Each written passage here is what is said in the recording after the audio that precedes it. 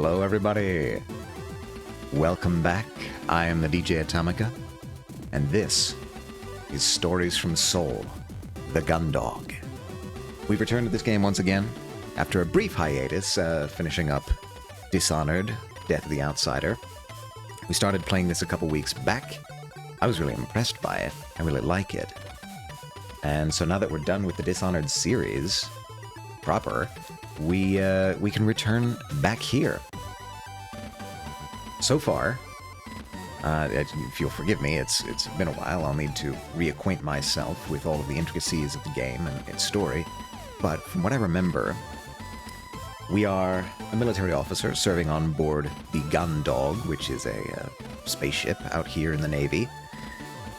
We are a member of the Jovian Fleet, which is, I believe, a political power around Jupiter. There's also a Martian fleet, and there's an Earth fleet, but I don't think they call themselves the Earth Fleet. I think they have a different name.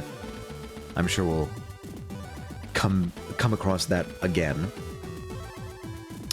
And we just got assigned to the Gundog because our girlfriend kind of fudged the... maybe fudged, maybe didn't. Hello, Jazz. Hello. How are you doing today? Everyone, go check out Jazzmanian _ last seen showcasing Galaxy Burger, another space game, actually. Kind of. I guess it's technically a space game.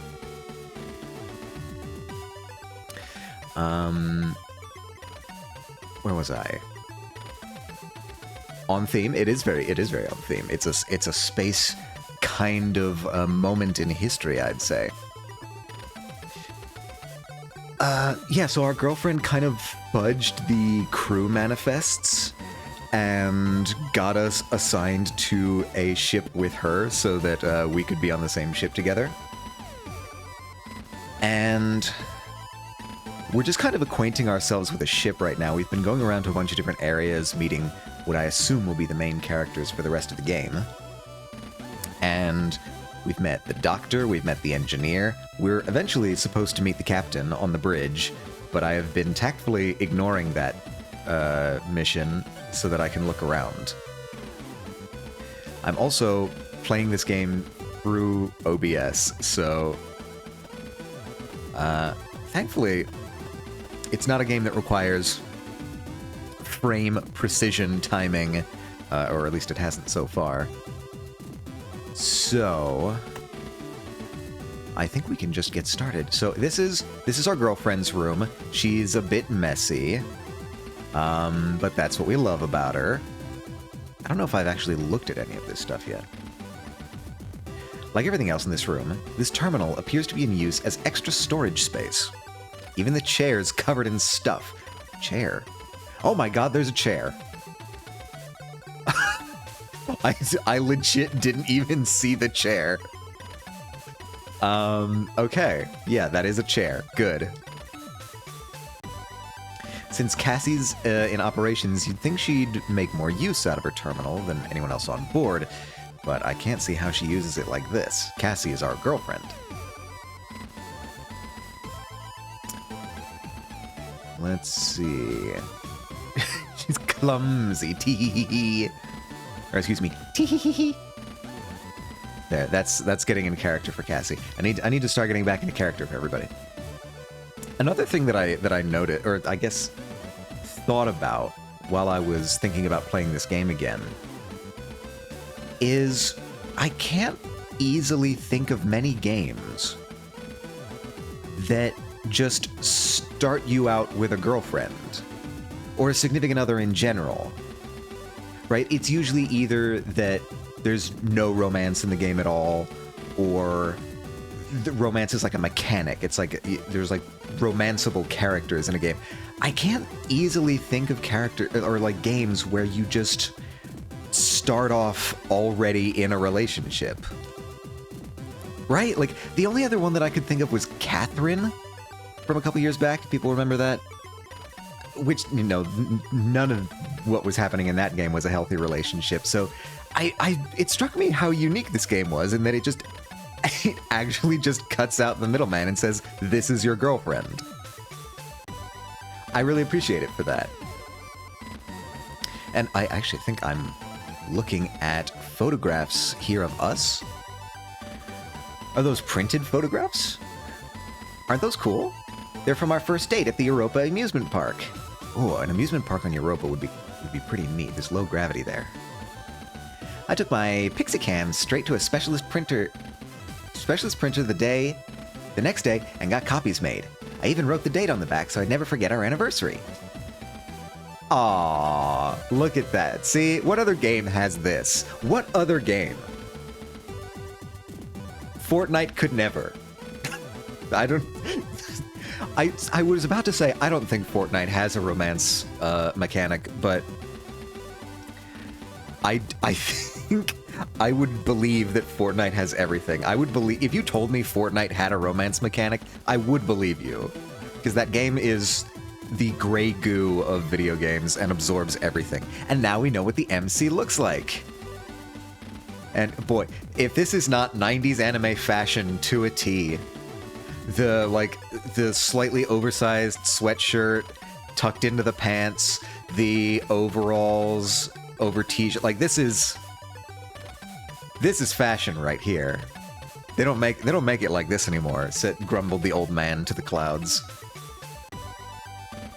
But this is a really cute photo. Wow, I never knew you were that sentimental. Let's bring back old fashion. Yeah. High-waisted jeans for men, or for everyone, really. It was just kind of a high-waisted jean time. I was trying to go into a list of 90s fashion, but I'm honestly drawing a blank. It's been too long. I'm still waiting for the, like, 90s cultural resurgence to happen, because every cultural movement occurs twice, like 50 years apart from each other. Right? The homage is always about 50 years ago, and I think right now we're in the 80s resurgence. So I think if we, wait another 5 to 10 years, we'll see a 90s nostalgia wave, and I'm looking forward to that. I knew I was onto a good thing when you held my hair back so I could barf in the mid-roller coaster ride. Ladies, get you a man who will hold back your hair when you barf on a roller coaster ride. I mean, fart too. It really, the sentiment is the same. The point is, get you a man. You don't meet many people that consider it when you're dating within the forces, let me tell you. Yeah, now I think about it, that wasn't the most romantic date I'd ever been on. You still called me back up for a second date, though. Oh, we called her. Okay. I guess I must have been pretty desperate. That's a rude thing to say. Hey! Joking. Alright, what else do we got? We've got the bed. Cassie's bed. It currently appears to be acting as a makeshift wardrobe. Does she move all these clothes before she goes to sleep? Or do they act like an extra sheet? How does she even have this much clothing on board already? Yeah, I thought, aren't we supposed to just have uniforms? We've also got a cubby here, the front panel of a storage unit. Looks like it's barely managing to stay shut. Could that be what the bang was earlier? Oh yeah, keep in mind, this is the state of her room after she had like 5 minutes to tidy up. So, maybe calibrate your expectations accordingly. Is that everything? That might be everything, except the door. Next time I'll keep my wits about me for any inadvertent booby traps before I come in. That's right, I think we tripped coming in. So...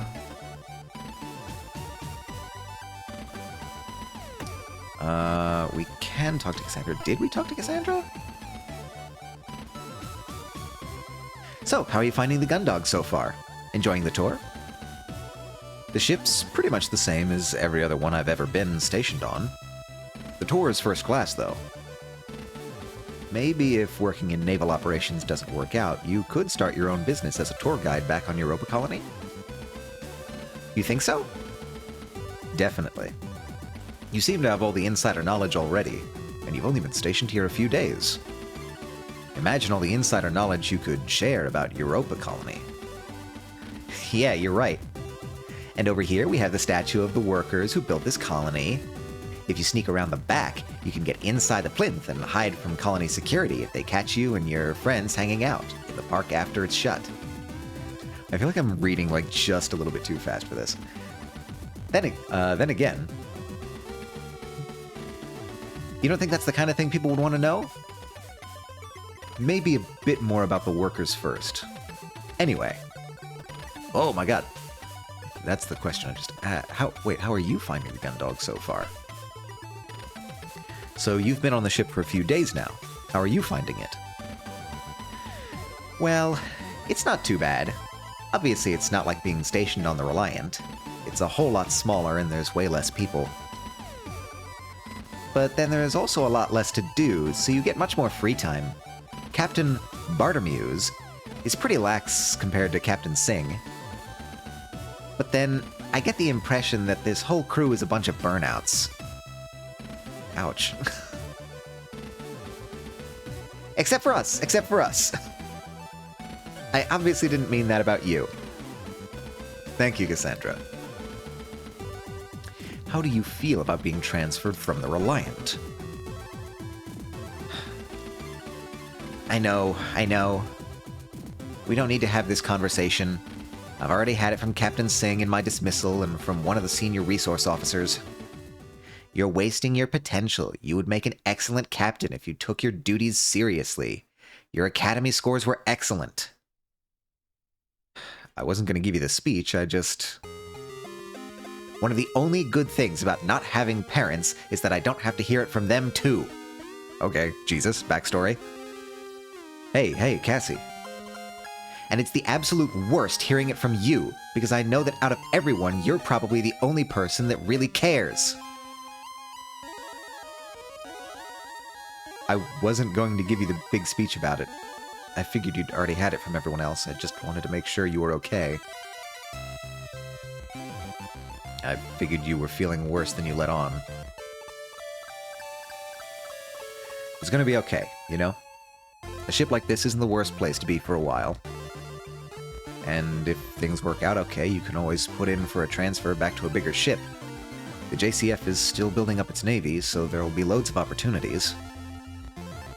And if that doesn't work out, there's still your career as a tour guide back on Europa. Yeah, you know it. I'd probably make a better tour guide than a ship operator anyway. I think you'd be great at whatever you decide to do. And whatever that is, I'll be there to support you through it. Eh? Cassie? Ah, you're so cheesy sometimes. Hey.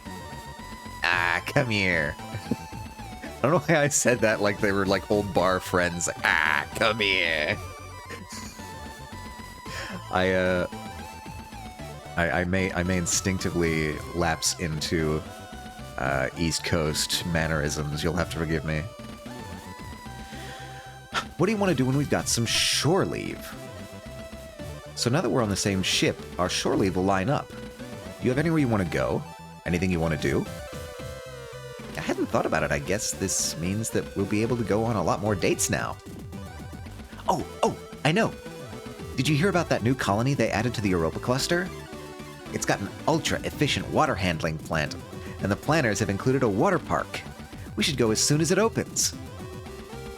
I deadass thought that the line was going to end at, they have an ultra-efficient water handling plant, like that was a big selling point. I mean, that would be a big selling point out in space, but...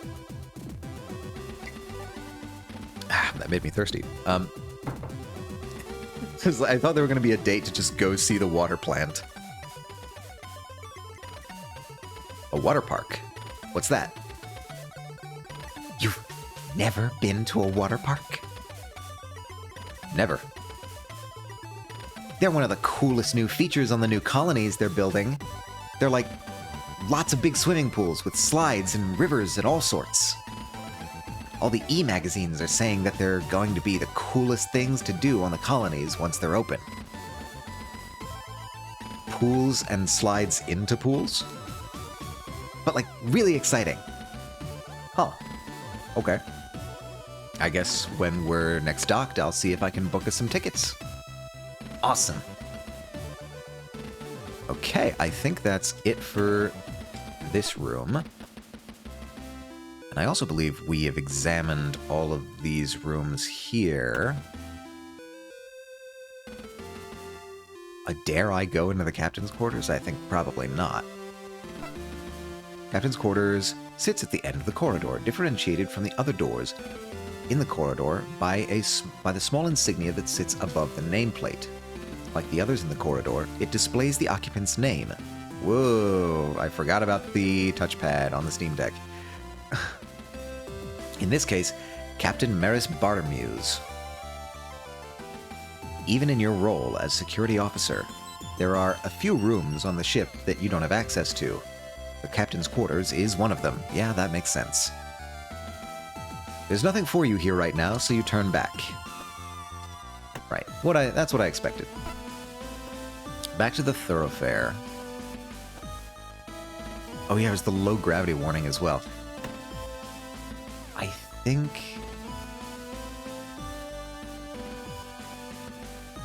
Did we go to fire control? I don't know if we did.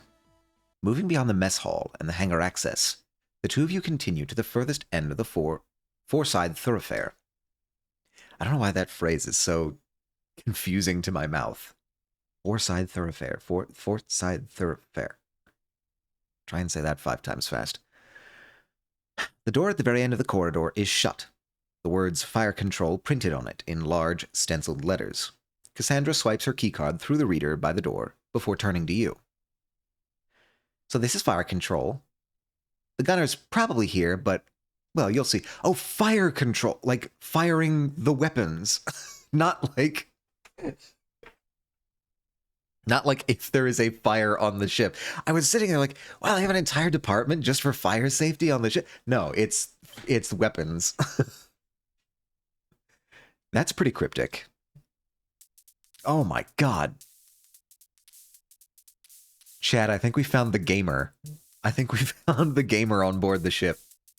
Why do you get all the screens? All the other computers on the ship have like tiny ass CRTs from 97, and you get an entire battle station like this.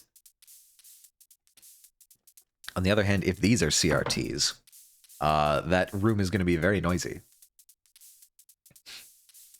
As you follow Cassandra through the doorway, your eyes take a moment to adjust, as the strip lighting that illuminates the rest of the ship is now conspicuously absent. Yeah, he turned out the lights. This is a gamer for sure.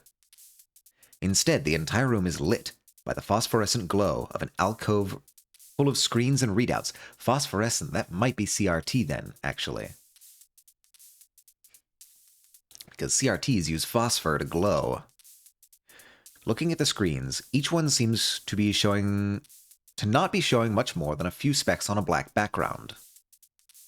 From experience, though, you know that what you are looking at is a live feed from cameras all over the ship's exterior. In the center of this alcove, facing away from you, is a seat like the ones on the bridge. From this angle, it's impossible to tell if there's anyone in it, but you notice a tinny rhythmic hiss coming from it. So anyway, all the ship's weapon systems are controlled from here. These screens give the gunner a panoramic view of... Is the gunner here right now? You look over Cassandra's shoulder at the back of the seat.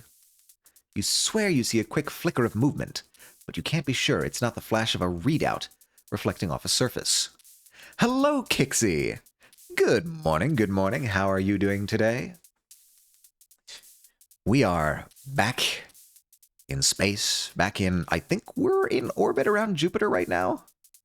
I mean, we come from the Jovian fleet, but I don't know if that's where the ship is right now. I forget where we are right now. This game looks neat. Love pixels. Yeah, this is a really good pixel art game. There's actually 3 different art options in the menu, I picked this one. I think this was the default one. There's this, and then there's this in, quote unquote grayscale. It's more like green scale, and then they also have like a slightly more visual novel art style. I feel like they did the art twice actually, which is funny. But yeah, we are just we're getting acquainted with the ship. We're getting toured around by our girlfriend here.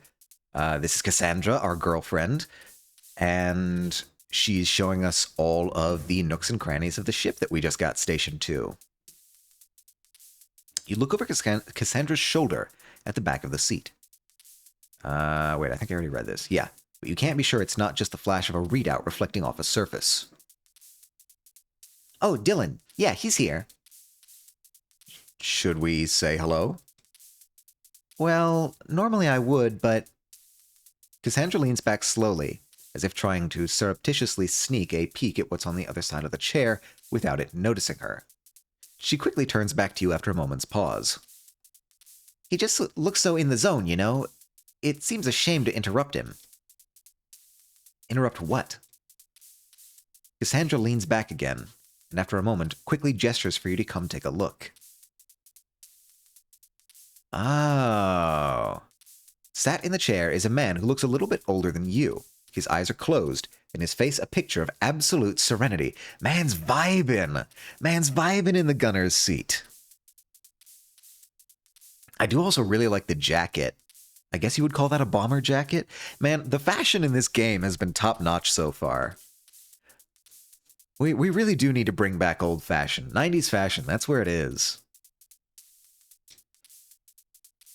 Over his ears is possibly the single largest pair of headphones you've seen in your entire life. As he sits there, oblivious to your presence, his right leg bounces up and down, and his wrists flick constantly. Cool character designs, yes. And also, it's funny that you bring up the Squirtle with sunglasses here. Also a 90s design, I think. When did Pokemon come out? Hold on. I need to Google something. I'm Googling when Pokemon anime air date. This feels like this could be 90s or this could be 2000s.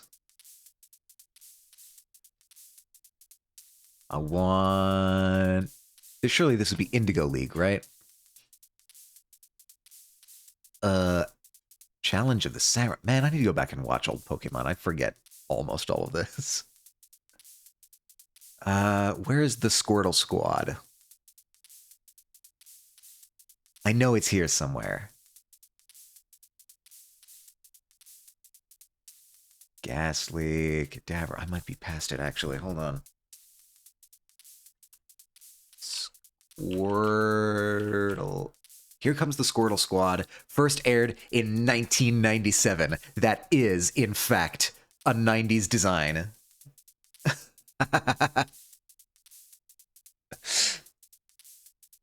It's Dexter from Dexter's Laboratory? Oh my god, it is. You're absolutely right, Jazz.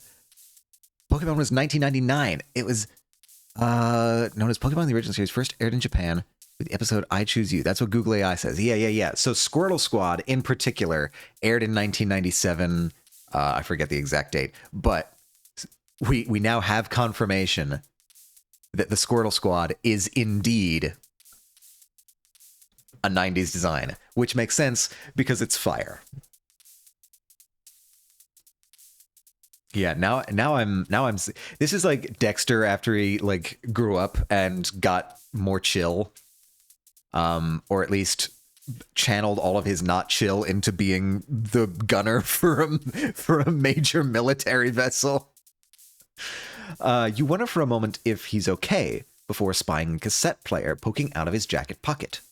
You realize that the hiss you hear is the slightest whisper of the music that he's listening to escaping from those substantial headphones.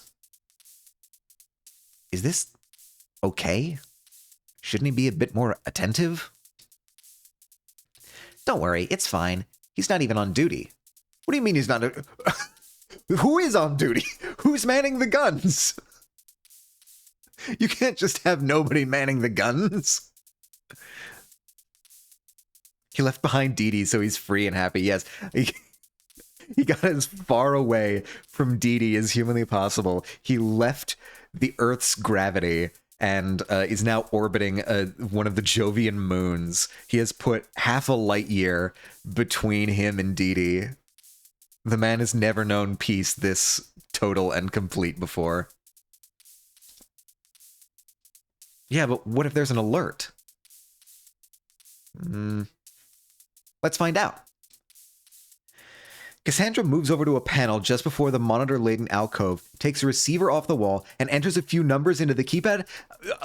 Cassie, what are you doing? What do you mean? Cassie, don't put the ship on alert. Don't do that. You can't do that, Cassie. You can't do a surprise false alarm. I don't know, maybe she can. She's pretty high up in the chain of command here. Maybe.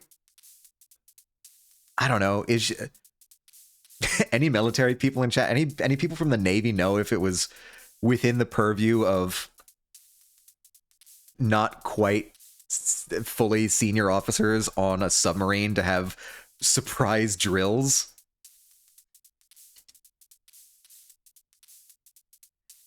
Hey, Vanessa.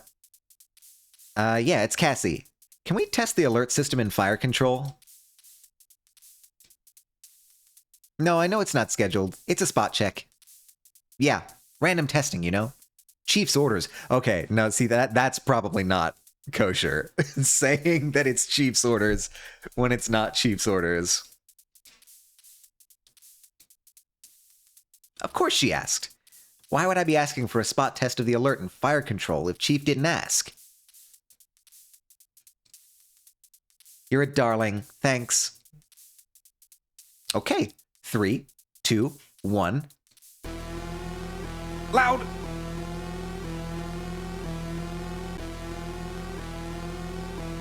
That is a weirdly horrifying alarm. In an instant, you see the figure in the chair bolt upright, yank his headphones off, and lay his hands on the fire control systems, his head snapping back and forth as he rapidly surveys the wall of monitors. My beautiful, smart, dumb GF. Look. It's all part of genius, right? Genius carries with it some eccentricity. False alarm? Well, that was a cool animation, actually. God, the character designs are really cool in this game. Hey Dylan, don't mind us. Just had to do a spot check on the alarm system. Chief's orders. Oh, hey Quinn. No problem. Wait, okay, hold on. What voice should I give this guy?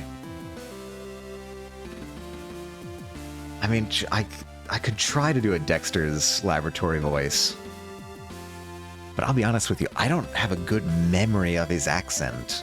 Or like the way that he talked. I remember it was like vaguely German. You can make him cool or very nerdy. I need to do like a calm Dexter.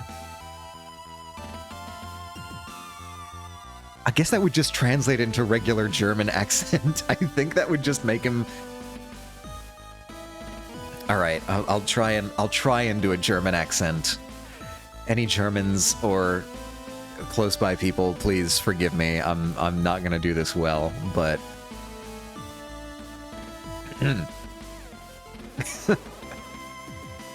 Oh, hey, Quinn. No problem. Who's this? Lieutenant DJ Atomica, Ship Security. Oh, hey. Warrant Officer Dylan Dees. Dylan Dees. You can't do this to me. You can't make me do this. Surely somebody must have caught this. Somebody must have seen. You can't do this to me. Do you have any idea what you're opening me up to in chat? Dylan Dees. Warrant Officer Dylan Dees, Gunner. Welcome aboard. Thanks. Well, let me know if you guys need anything. That alert totally got in the way of an awesome solo, so I'm going to rewind and pick up where I left off. Good to meet you. Oh, we've got an achievement that I can't see because both I and Enya Mode are blocking the notifications. We'll just pretend that was an achievement for meeting Dylan Dees. Okay, I guess we can look around here. Oh my god. That's a whole... I guess we'll start here. Every single one of these screens is linked to a camera on the ship's hull. Although it doesn't look like it, it actually represents a 360-degree view around the Gundog. Oh, so I guess you compress that into, like, 3 walls? Every single one of these screens is linked to a camera on the ship's hull. Yeah, okay. I've never been on a ship as small as the Gundog, but the controls for the ship's weaponry don't look anything like they do on a bigger ship. They look more like they belong in an office or something. Is that a trackball? No, that might be a radar screen, now that I'm looking at it. Okay, not much to look at here. Bonk the Jazz. Hello, Monkey. Hello, hello. How are you doing today? I hope the day is treating you well. I don't know why I instinctively stretch whenever somebody chats for the first time in a day. Like, I don't know. What is this strange physiological compulsion of mine? But I hope you're having a good day, Monkey. We are playing Stories from Seoul. The Gundog. I don't think they'll let me use any of this. I think I'll leave that up to the professional. Yeah, no, they're not going to let me mess with the weapons. Also, why bonk Jazz? What did Jazz do?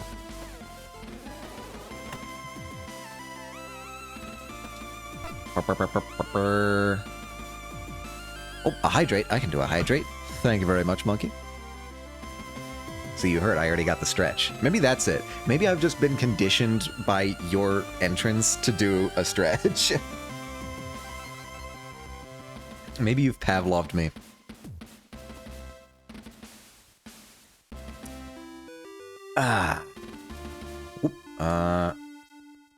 Just once I was hoping he wouldn't be here. Oh? Yeah, this place would be such a good room to relax in and take in the view of the stars. I mean, it's the weapons room, Cassandra. This is... I was watching The Deadpool? The Deadpool? As in, like, Deadpool 1? The movie? With Ryan Reynolds? But day or night, he's always in here. Either spacing out himself or drumming away. I'm so jealous. Most heads of operations would kill for a crew member who was at their station day and night, you know. Deadpool, yeah, okay. Had you seen it before? Did you like it? I've seen Deadpool a couple times. Okay, did I see Deadpool in theaters? I might have seen Deadpool in theaters now that I think about it. Huh. Rewatch, yeah. Cool. Funny stuff for sure. Yeah, it was a real change of tone from superhero movies that had come out prior to that. Because by then we were already knee deep in the MCU, and the MCU had kind of started to congeal into a specific aesthetic style after the first Avengers movie.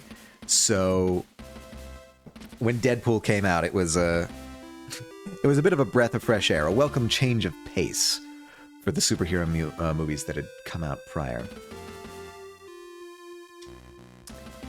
But this is weird. The only time I've seen him leave is when the ship's docked. I've come by at all sorts of random times and he's always here. I don't like it.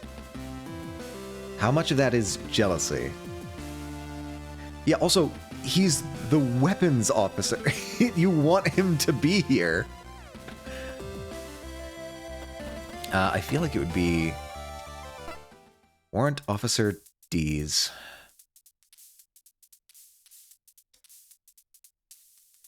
Warrant Officer D's. They're just gonna make me keep saying it. They're not gonna... Dylan! Oh, hey, Lieutenant. How's it going? Not bad, thanks. I was wondering if you could explain the control system here to me. It doesn't look like anything like what I've seen before. Huh? Oh, yeah. If you've not been on a small ship like the Gundog, it probably does look weird. The bigger ships have more crew spare, so they can have old-fashioned turret operators. On a ship like this, where there's only one dude flying solo, the whole system is optimized to let them run the entire weapon system alone. The heck, devs? Yeah, no, you just got here, monkey. Dylan D's. It's gotta be leading up to something. What is it leading up to? Unless it's purely a fluke. Unless the devs really don't know. Dylan D's. Dylan D's. See, this is why I'm not good at D's nuts jokes. It's because I can't come up with them very quickly. I need to think about them for too long. Each of these trackballs... They are trackballs! Okay! No, I'm not crazy! I'm not crazy! He screamed in an empty room at chat. I'm not crazy! They were, in fact, trackballs. Okay. Because they were green and, like, a little bit glowy, I thought they might have been radar screens. But that doesn't make sense because he's got the entire gamer bank around him. Crazy? Crazy. I was crazy once. Anyway, each of these trackballs lines up with a different weapon system, which is represented by the reticle shown on the screen. By rolling the balls, I can move the targeting reticle from screen to screen and fire. All I need to do is point and click. That's pretty clever. I'm procrastinating to not mow my place. How's the weather there today? Is it... Because I don't know if anyone saw, but one of the things that I do at the very beginning of stream is just to test to make sure that the bot's working. I'll fire off a sample temperature conversion for whatever the temperature is at my place today. And today it was 69 degrees, which was very nice. In more ways than one. That's not even a joke. Like that is a very nice temperature actually outside. It's gonna be nice to walk around in later. After stream today, I'm gonna be going to an anime convention, so that's gonna be nice and comfy. Thankfully, it's not gonna be too hot, and I'm probably going to be able to enjoy the outside. Nice cozy 76 with a slight breeze. I mean, that's kind of hard to beat that for mowing weather, monkey. I hate to say. You're probably not gonna... What's even the forecast? Like, I'm not gonna Google that, but it's hard to beat 76 with a slight breeze. That's pretty clever. Only works so well because we've got the computer doing most of the heavy lifting. On bigger ships, the gunners have a lot more physical control. On a ship like this, it's more like playing a really intense video game. Is that Chekhov's gun I spy? Is that Chekhov's automatic laser turret embankment I spy? But I don't wanna. But you're gonna wanna even less on other days. Listen, I'm not trying to chase you out of my stream. I'm just saying that if you need to mow a lawn, there's better and worse times to mow a lawn. You are welcome to stay here and stream as long as you like. I promise you that. I never really liked those spaceship video games. I'd rather play a racing game or something instead. I have bad news for you, DJ Atomica. You're in your worst nightmare. It's not too bad. Now that the war's over, we're not shooting anyone anytime soon. Is that check... Foreshadowing is a literary device. So I get to spend all my time here listening to music and staring out into space. Pretty much perfect. Listening to anything good? Yeah, a real classic album right now. Ever hear of Trish and the Replicants? Is that a reference to something? Do you have any music people know if that's a reference to something? No, sorry. Come by later and I'll lend you a cassette. It's pretty good for such an old band. Thanks for the offer. Alright, I think that covers everything in here, so I think we can leave.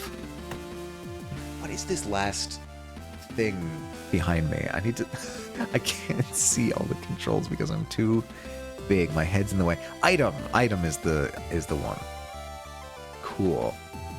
So we're going to be getting items at some point. Now, what else do we have? We've been through the crew corridors. Fire control. More. More. Give me more. The hangar and the mess hall, I think. As the two of you head down the... Uh-oh, somebody is motorcycling out there. There's a big, like, home game at the university near me. And so the streets have just been, like, flooded with game traffic. How's the dude not gonna like space games when we're on a spaceship? Well, I mean, do you like games about your job? Like, if you were a grocery store clerk, I have to imagine you wouldn't enjoy, like, Grocery Store Simulator. I have to imagine that wouldn't be fun for you. Or, like, if you actually worked as a power washer, I can't imagine you'd get much out of Power Wash Simulator. Right? Do truckers like Euro Truck Simulator? I doubt it. As the two of you head down the four-side thoroughfare and away from the crew quarters, Cassie stops by a double-sized doorway and runs her keycard through the reader next to it. Yeah, bank teller playing the bank teller game. There's a bank teller game? It would be good practice. No, if you're practicing, that's billable hours, monkey. You shouldn't be doing that on your off time. You gotta be charging for that. There's a bank teller game? I mean, I don't know why that surprises me. There's nothing, like, characteristically different about that from, like, Grocery Store Simulator. Truck driving companies use Truck Sim as a way to hire. Okay, well, that's different. That's like a hiring test. That's also very silly. But my point is, they shouldn't be having you doing that when you're working there. Don't sound too excited. I'm just making stuff up. You fooled me. You lied to me. I am deceived. I can't trust anyone these days. I would not like a game about my job. I'd be bothered by inaccuracies of the depiction. There's also that aspect. Or what's worse, what if they had a system in the game that was so good that you wish it existed in real life? Then you're just going to be disappointed every time you go to work. Right? Like something that in the game makes it easier and less stressful that doesn't really exist.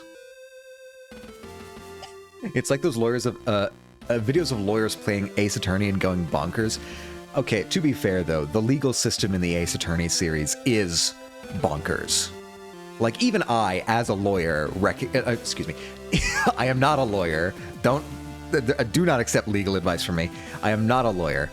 But even I can tell that the Ace Attorney legal system is absolutely whacked out of its mind. TJ Lawyer, no. I don't have the money for law school, please. Please don't make me do it.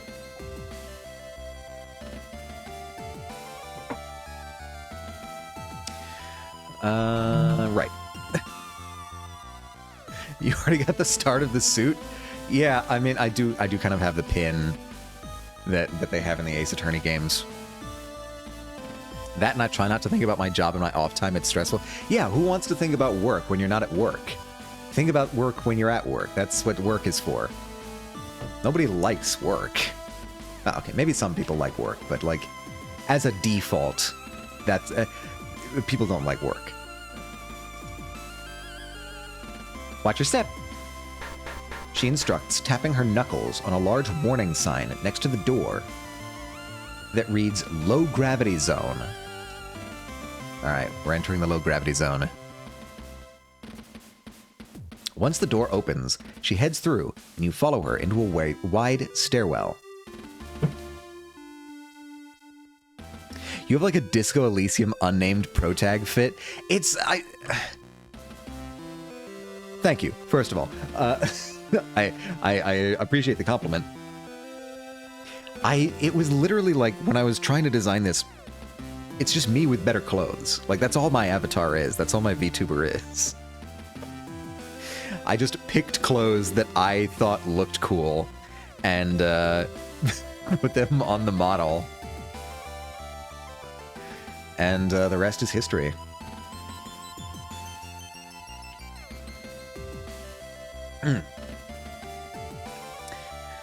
Once the door opens, she heads through, and you follow her into a wide stairwell. Stairwell on a ship?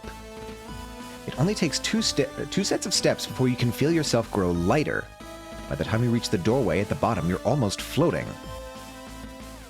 Oh, wait a minute, it's one of these things. I remember one of these from the intro. Stepping into the hangar and onto the catwalk, the first thing that strikes you are the profiles of two armored figures stood as if on guard, facing the main area of the hangar. Back to the sim games, I think I want to get Water Park Sim. Of course there's a Water Park Sim. See, this is why you can fool me, Jazz. This is why you can fool me. It's because there's no line. There's no boundary of like, oh, that's absurd. That would never be a game. You can say anything. And somebody... You know what? I'm willing to bet that there is actually a bank teller game. Oh no, I can't sign into Steam right now. I'm signed in too many places. Okay, I challenge somebody out there who is not currently streaming, go on to Steam and see if there is a bank teller simulator or something like that, because I would not be surprised if that existed. It looked a bit wacky. Yeah, I mean... At a certain point, what do you even simulate? Wait a minute, hold on. That's just Roller Coaster Tycoon. That's just a water park version of Roller Coaster Tycoon. You can't fool me, games industry. I know what you're on. Weren't there water features and like water slides in Roller Coaster Tycoon 2? Am I hallucinating a memory? I'm trying to remember. I feel like there was water stuff. I don't know. It's all going out the window. It's all jumbled into a mess of the past. Anyway, also, yeah, this is a mecha game, apparently. I forgot to mention that. Bank Simulator, Teller's Duty. Teller's Duty? That's a fun name, actually. I like that. Teller's Duty. Teller's what? I can't believe that even the Bank Simulator games have managed to surprise me. Well done, humanity. And you've got a place like itch.io, that's true. You can find a ton of stuff on there. Yeah, you've got multiple gaming markets now. It's insane. Jazz, are you considering one of the bank teller games? It's no more or less absurd than Supermarket Simulator. Although you fully expected to see them here, every Jovian ship features at least a few. The sight of the armored frames stirs uncomfortable memories in you, and you inadvertently grit your teeth and squeeze the handrail you've grabbed tightly. There's potential everywhere. The future is always in motion. Oh yeah, we're having flashbacks. Wait a minute, I think this is a continuation of the flashback that we had before.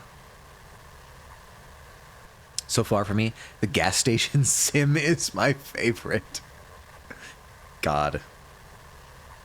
think we may have reached peak game. Ma'am, they're firing on us. There's so many of them. Oh god, ma'am, help! Signal lost. The line of retreat's totally cut off. We can't get back to the ship. Ma'am, what do we do? What do we do? Stop panicking and form up. 3 and 4, on me. We're going to punch a hole through their formation and... Signal lost.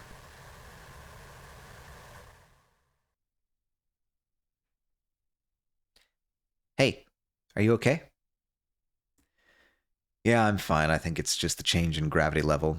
Left me a little bit queasy. I know how you feel. I was late for a hangar audit once and rushed down straight after a big lunch. I was moving so fast that with the gravity shift, my stomach contents couldn't keep up. Gross. Tell me about it. I did everything I could to keep my mouth shut. Oh no. You know the rule for low gravity zones? What you spew is left up to you. I wasn't going to be late and on cleanup duty. Late and on cleanup duty. Speaking of duties, shouldn't there be someone around here? Dalton should be around here somewhere if you're feeling funny. If you're feeling funny, stay here for a moment and I'll go see if I can find him. There's little grammatical flubs every now and again. Like there should be a comma in that sentence somewhere. Sure. You watch as, despite the 15-meter difference between the catwalk and the hangar floor, Cassie nonchalantly places her 2 hands on the handrail and deftly vaults over it into the emptiness. Thanks to the low gravity, she doesn't fall, but instead kicks off the railing, propelling herself through the air. As Cassandra drifts off, eventually catching on one of the armored frame's legs, using it to swing herself around to float in a different direction, you place your elbow on the railing and your head in your hand. Chat, our girlfriend is so cool. Steve says I got 59 hours with multiple playthroughs. At Gas Station Sim? Monkey, that's actually just a second job. They should be paying you for that. Why is this the theme we keep coming around to, is you should be getting paid for your simulator training. You turn your attention back to the stoic features on the armored frame's heads, and sigh deeply. Your attention is caught by the cockpit hatch on one of the frames being held half open. Looking around, you see everything as you'd expect. Armored frame weapon racks, storage containers, various equipment. All of it restrained appropriately and fastidiously arranged. The cockpit hatch is the only thing that breaks that pattern. Who was that Gengar, by the way? What? Gengar? What?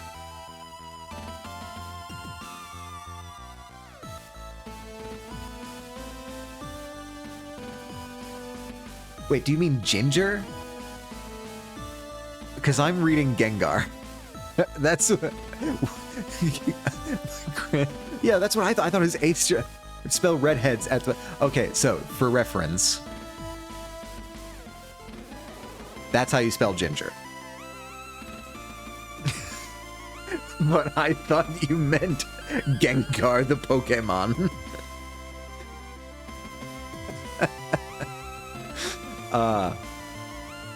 Okay, so the Ginger was our girlfriend. That's Cassie. And, oh, we have an ad starting in about 3 minutes, everybody. Brace yourselves for that. And I was pointing this out to Jazz earlier, but I think it's really interesting that this is a game that just starts you off with a significant other. There's no, like, romance mechanic. There's, like, it's just your character has a girlfriend, and that's just part of your character in the story. I don't know many other games that do that. But yeah, that's Cassie. That's our girlfriend. Okay, that's Cassie. That's our girlfriend. Is she redhead? I think she's redhead. She's like in between brown and red, I think. It's weird. I can't find him anywhere. I know it's definitely his shift right now. So he should be around here somewhere.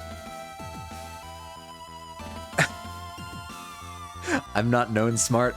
Look, it happens to the best of us. Don't worry about it. Looking past Cassandra at the armored frame with the ajar cockpit hatch, a thought strikes you. Was there a gender select at the beginning, or am I locked in the hetero couple romance? Unfortunately, you are locked. You are locked. I think you're locked. Are you locked?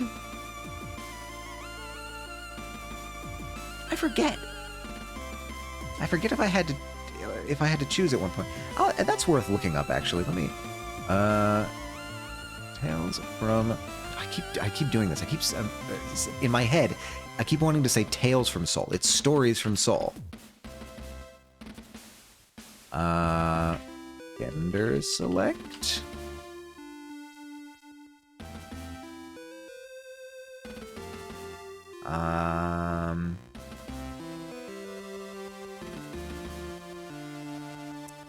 I don't think so.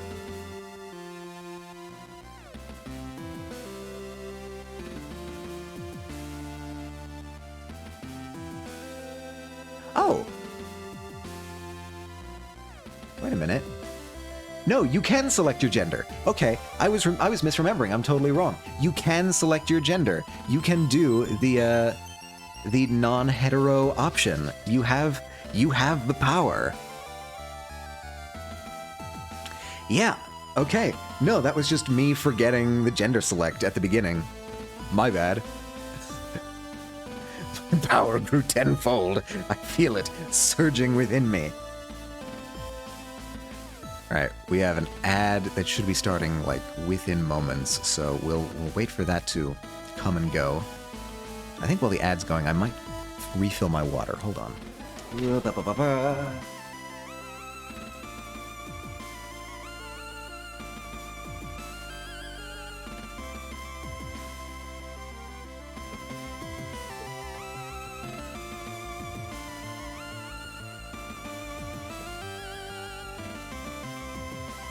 We are back. We are grooving.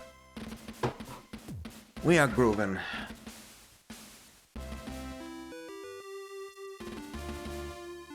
Let me at the ads. Let me at them. I need to get like one of those old boxer stance emotes. I could probably do that. If I can manage to do the cheering emote, I can manage to do like a boxer stance, right? Like this is not substantially different. I could probably do it. Those files have got to be around still somewhere, right? I've got to have that. All right, let me write that down, actually. That's a good idea. Okay. Boxing stance emote. Hell yeah. And the ads are over. All right, we're back into it for real.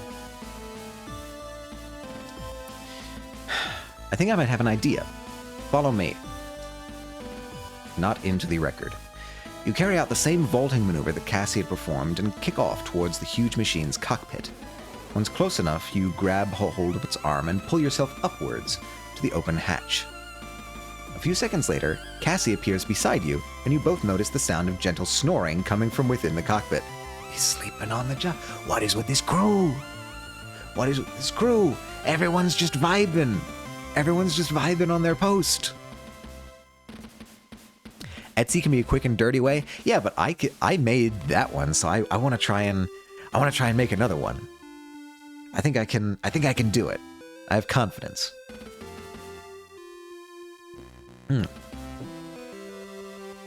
Everyone in this crew is just lounging about.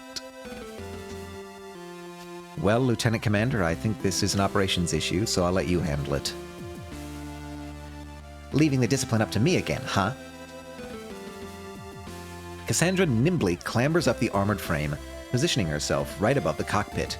Bracing herself on the machine's chest, she brings her heel down sharply and repeatedly on the armor.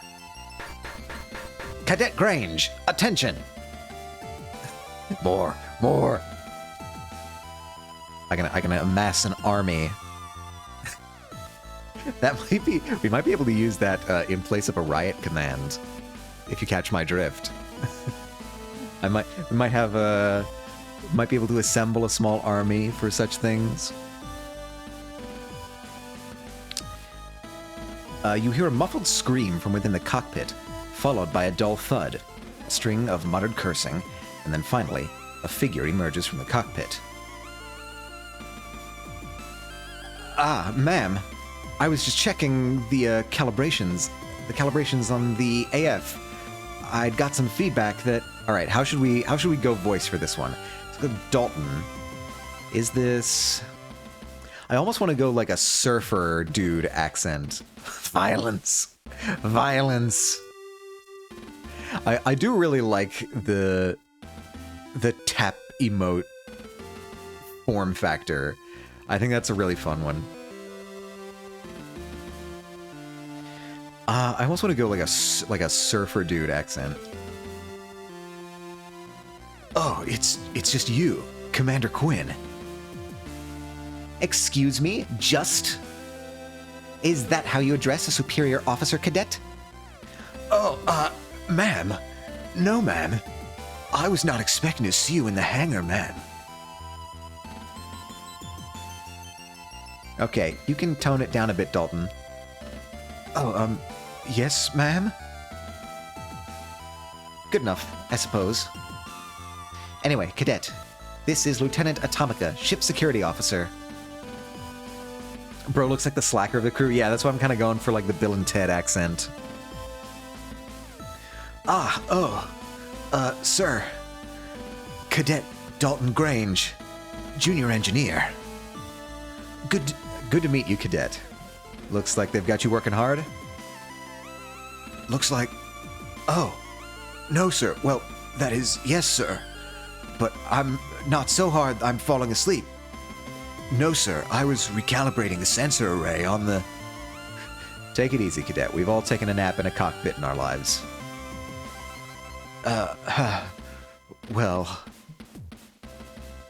Of course, we never took cockpit naps with the chief giving us our orders, so you probably need to get back on with whatever you were doing, huh? Oh, I totally forgot. She's gonna kill me. Good kid, right? I feel sorry for him already.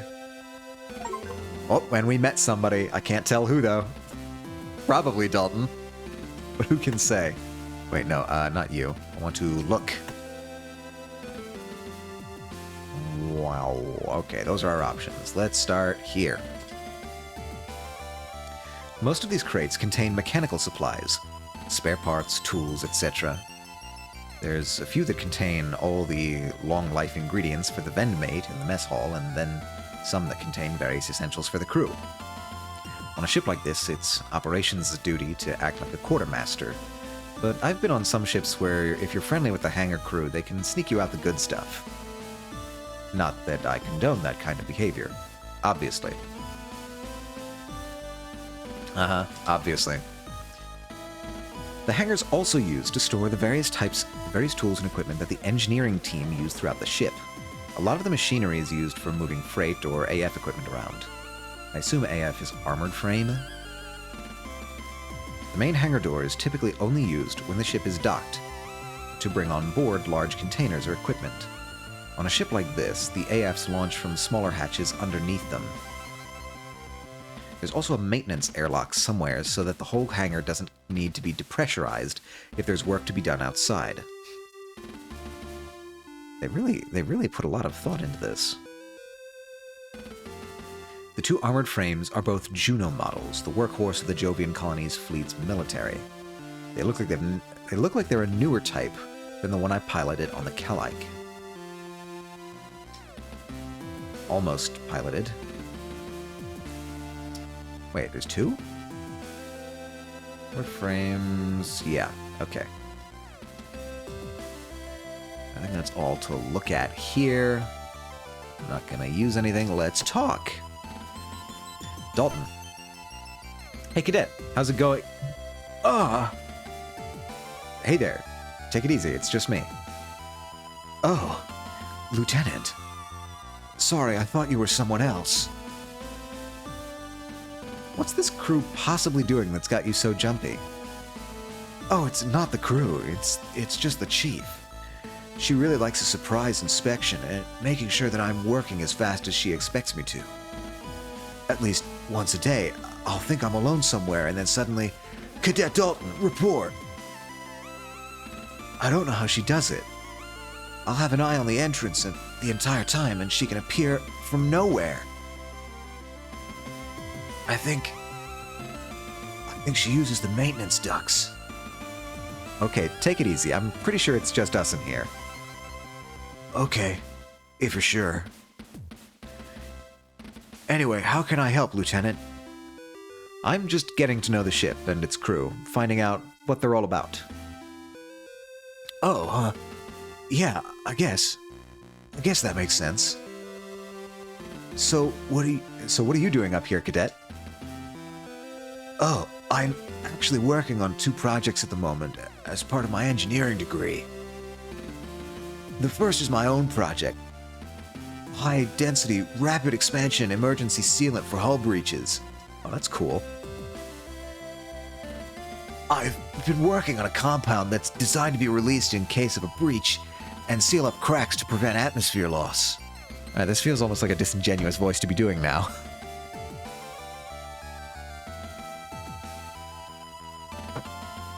Sounds pretty impressive. How's that going? Not too well, Lieutenant. I intended it to be used within the ship as a security measure for the crew. But the technical officer who oversees my progress back at the academy has instructed me to find a way to weaponize it. He thinks it'd be good for immobilizing enemy AFs. That still seems like it's being put to good use if it's cutting down on casualties, don't you think? I guess so. What's the second? Oh, that's just something I'm working on for the Chief. It's a set of modifications for a Juno to increase its mobility in space. Cadet Dalton, report. Ma'am, Chief. Yes, Chief. Currently in the process of... I think I'll just leave him to get on with it. Where did she come from, anyway? I mean, it's a big ship, a lot of places you can... I mean, it's a small ship, apparently, but it's a big ship. A lot of places you can get around. I can talk to Cassandra here as well. I wish I'd worn my uniform trousers today. What's up? I was thinking we could play low-gravity tag or something, but now that Dalton's back up and about, we can't. I don't think he's going to snitch on you anytime soon. That's not what I mean. I don't follow? Huh? Honestly, have you considered the issues of floating around in a skirt? Oh. Just count yourself lucky. I would have kicked your ass. Yeah, she probably would have. I feel like my character would just like not do well in low gravity. I have no evidence to go on there. That's just a headcanon for me. But I feel like we're the type to not do well in low gravity. All right, there's the hangar. Slowly but surely, working our way through all the sections of this ship. And I think mess hall is the last one we have. Oh, this is smaller than I was expecting. And here we have the highlight of this entire tour, the mess hall. Cassandra's face is radiating happiness as she gestures through the double doorway that you're stood by into the mess hall. Stood by into the mess hall. Looking inside, you see a canteen like any other. Tables, chairs, vending machines. It's all here. This is the highlight. It looks like a pretty standard mess hall to me. You bet. Do you know why? Tell me. Because they've got both of the different kinds of vending machines. The red one that stocks the spicy potato chips, and the white one that has all the different chocolate bars. Wow, so that's all bases covered, huh? They've got all the fundamental food groups. I'm not sure... Hey, Quinn! A rough voice calls out from further in. You hadn't noticed them previously because of Cassandra's enthusiastic presentation of the vending machines, but someone sat in the far corner stands up, drops a half-smoked cigarette into a coffee cup, and strides over. Whoa. Whoa. Okay, hold on. This character gives vibes. I need to figure out what the voice for this character is. This feels like a pilot. This feels like a Top Gun pilot. Man, I should have saved the surfer voice for this.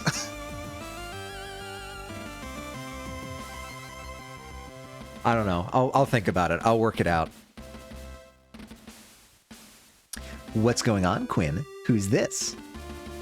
Lieutenant Rumney. Were you just smoking in the mess hall? Ah, take it easy, Quinn. I was just sat by the extractor vent for the meal vendor. No harm, no foul. That's not the point. The extra strain on the air scrubbers from cigarette... Yeah.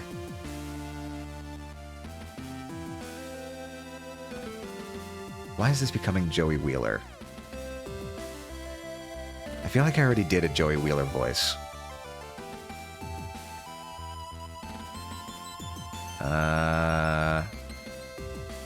Whatever. I'll roll with it. So anyway, who's this hottie? Huh? What was that achievement? What could that possibly have been? Well, cat's got her tongue. Name's Haru? Haru Rumney. What about you, good looking? Oh, Lieutenant DJ Atomica, ship security. DJ Atomica. No way, really? Last time I checked. Well, alright. Good to know. That's all for me, Atomica. You know where my quarters are, right? Okay, that's... That's bold. That's audacious. You know we have... You have to know we have a girl... Maybe no. Maybe you don't know we have a girlfriend. I feel like you do. I'm getting that impression. Chain-smoking woman lieutenant, alright. Yeah. I also need to remember how the... how the order of ranks go in the military. I don't remember which goes above which. Do people know we're dating? See, that's the thing. I don't know if people know that we're dating. Because the only reason that we're on this ship is because Cassandra kind of fudged the personnel files to get us appointed here. So I don't know if anyone knows that we're dating.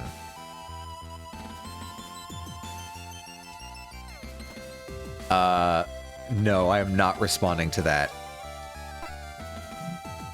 My girlfriend is right there, ma'am. Well, you're lost, Lieutenant. Catch you nerds later. Okay, now I'm getting like Gary from Pokemon vibes. Smell you later, dweeb. What was all that about? Can't stand them sometimes. They swagger around the ship like they own the place, and just because they're one of the only 2 pilots on board. Okay, they are a pilot, they're non-binary, and Cassandra does not like them. Newsflash, Haru, second best pilot out of 2 is last place. Hello?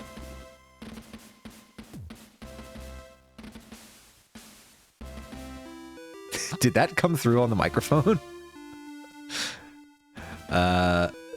Never mind. They, them, chain smoker. Yeah, exactly.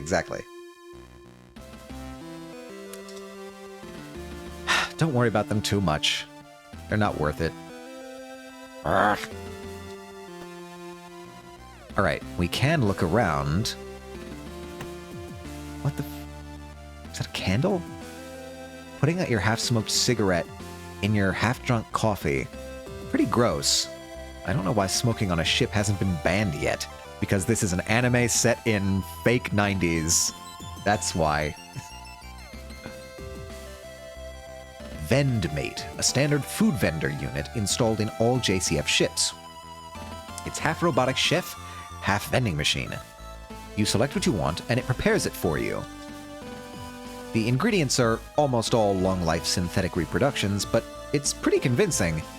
When you're done, you can slot the plate back in for cleaning. That's pretty cool. Like Cassie said, both kinds. For some reason, certain ships sometimes only have the red one or the white one, so I can get why she's excited. Where smoking rights is more important than safety. Sweating thumbs up emoji. Emoji? Emote. God help me. Yeah, it's not a proper 90s anime unless there is chain smoking. It's kind of like how there needs to be chain smoking in noir. It just needs to be there. It's part of the aesthetic. Maybe let's not bring back the chain smoking when we bring back the 90s fashion. That's my humble request. Excuse me. Can I use the vending machine? Cassie, shall we get some chips or something? Oh, and some chocolate too. And maybe soda? Okay, well, go ahead. Put it on your account. Oh! I won the race, remember? Snacks are on you. No way! That was just playful banter. So if you'd won, you wouldn't be asking me to get all the snacks right now? Who do you think I am? And here we are, snackless. I can try to use this. Hey Cassie, have you had lunch yet? Should we get something from the vendor? Oh, sorry. I'd forgot about what you discussed with the doctor. No, it's fine. I guess missing out on my favorite hamburger or pineapple salad is a small price to pay for not putting up with... Well, you know. Yeah, she's like... I forget if she was allergic or like lactose intolerant, or like the equivalent of lactose intolerant for the synthetic ingredients in the synthesizer, so she has to eat vending machine food. Okay. We can talk to Cassandra here. You know, it's pretty weird seeing a mess hall this quiet. I like it. On bigger ships, you've always got a queue for the machines, and they've run out of all the best snacks before you're a day out of port. On a ship like this, you can get whatever you want, whenever you want. How much of a problem have you had with snacks running out before? You don't even want to know. On the Reliant, I was operating on a preferential shift for chocolate system. It was tricky, but I did what I had to do. Guess I'll head out now and head out and mow. Laters, y'all. Good luck with the mowing, monkey. Godspeed, soldier. It will probably not be too bad because it's nice out today. So try to enjoy it. Try to enjoy the sights and sounds of nature. Try to enjoy the good weather while we have it. Good luck. And as always, stay true to yourself, monkey. That sounds like it breaks a ton of regulations. Regulations only get broken if you get caught. This is one of the chief officers on the ship, chat. This is our girlfriend. Hisses at the sun. You may be a vampire. Sorry to say. I don't think that's how it works. All right, I think that's all the extra places. I got to Central Hub, and I think we can go to the bridge. I think we're ready. Oh, that's a cool bridge. Still not as many monitors as the weapons station, I will say. That's kind of funny. Got motorcycles coming by. It's been a loud day on the street with the game happening. You step from the elevator onto the bridge, and what seems to have been a pretty quiet atmosphere turns totally silent as the two women present, who had previously been observing a screen, turn to face you. You identify the captain almost immediately by her uniform, although you are given pause to wonder if you misjudged, as she listlessly straightens up and heads over to you with an air of disinterest. Alright, Calm down, chat. The other woman shoots you a look, but remains seated at her station, quickly turning away when she realizes you've caught her looking your way. You presume, from her position on the bridge, she must be a member of operations like Cassandra. This must be the Vanessa she mentioned. Lieutenant DJ Atomica entering the bridge and reporting for formal assignment. You declare, throwing a sharp salute, with Cassandra quickly following suit. So many capable women. I'm fanning myself. Golly, I'm going to get a case of the vapors. Lieutenant Commander Cassandra Quinn entering the bridge in accompaniment of Lieutenant Atomica. Okay, so she outranks me, I think. I think my girlfriend outranks me. You're taken aback slightly as you realize you've hardly ever seen Cassie be serious about anything, even her position. Whenever she's had to talk about her assignments, it's always been dismissive or in a joking way. You're caught so off guard that you almost miss the captain addressing you. At ease, Lieutenant Commander. You and Cassie both lower your salutes and loosen your posture slightly. There's a slight pause, which you can tell is the captain sizing you up. This informal assessment lasts a little bit longer than you're comfortable with, until the captain releases a heavy sigh. Welcome aboard, Lieutenant. I was beginning to get worried that the notification we'd had that you'd come on board had been a system issue. I trust that you hadn't had too hard a time finding your way to the bridge to introduce yourself? No, ma'am, I was just... You glance over to Cassandra, who's maintaining a completely straight face. We can check out anywhere you want before we head up there. Yeah, right. You fix your gaze straight ahead.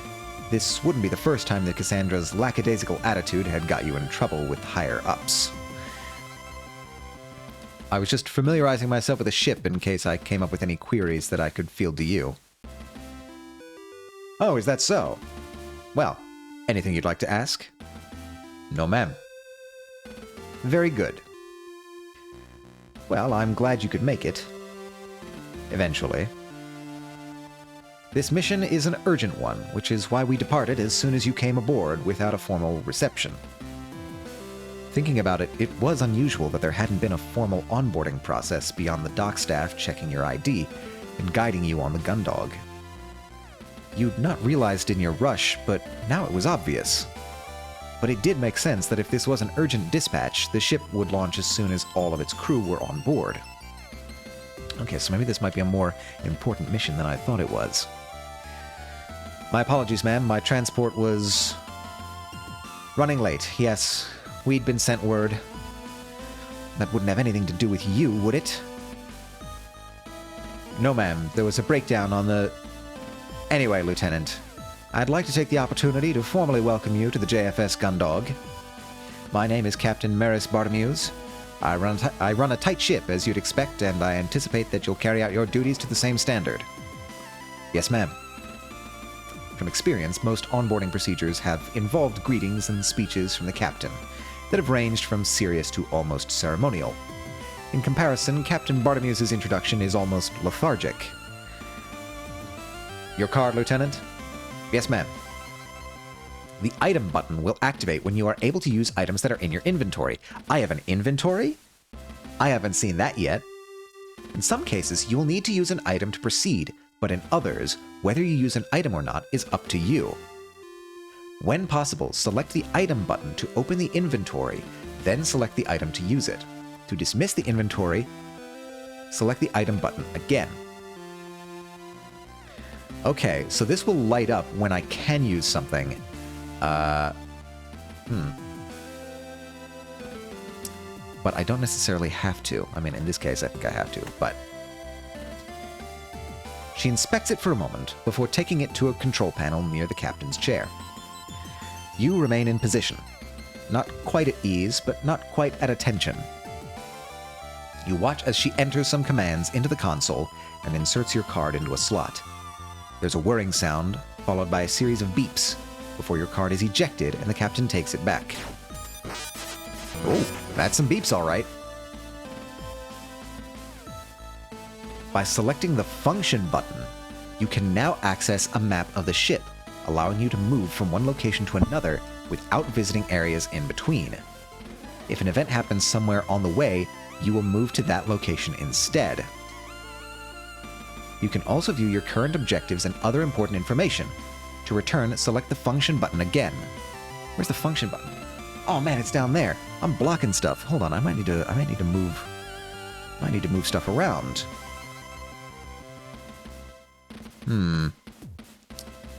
This could be a little bit troublesome actually, because what is this?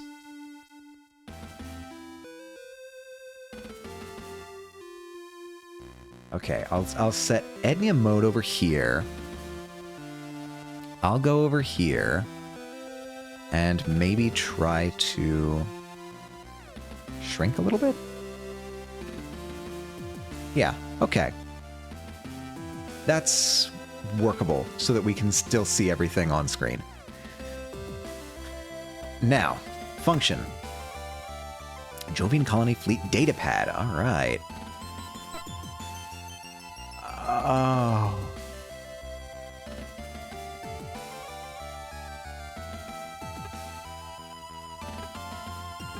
Oh my. Commander's quarters. Why is the bridge so weirdly positioned? Okay. The excitement drained so fast. I'm having to read this. Thankfully, there's a label down at the bottom, so that's helpful, at least. I don't actually have to read the tiny labels. Alright. Sandra's quarters. Quarter 2. Fire control, mess hall. Hangar. My quarters, all the way down to the bottom. Sure. Airlock. Aft thoroughfare. Sick bay. Well, that's okay, so that's going to be the central hub. Engineering, engine room, central computer. Okay, I think I've got the hang of this. That's not bad.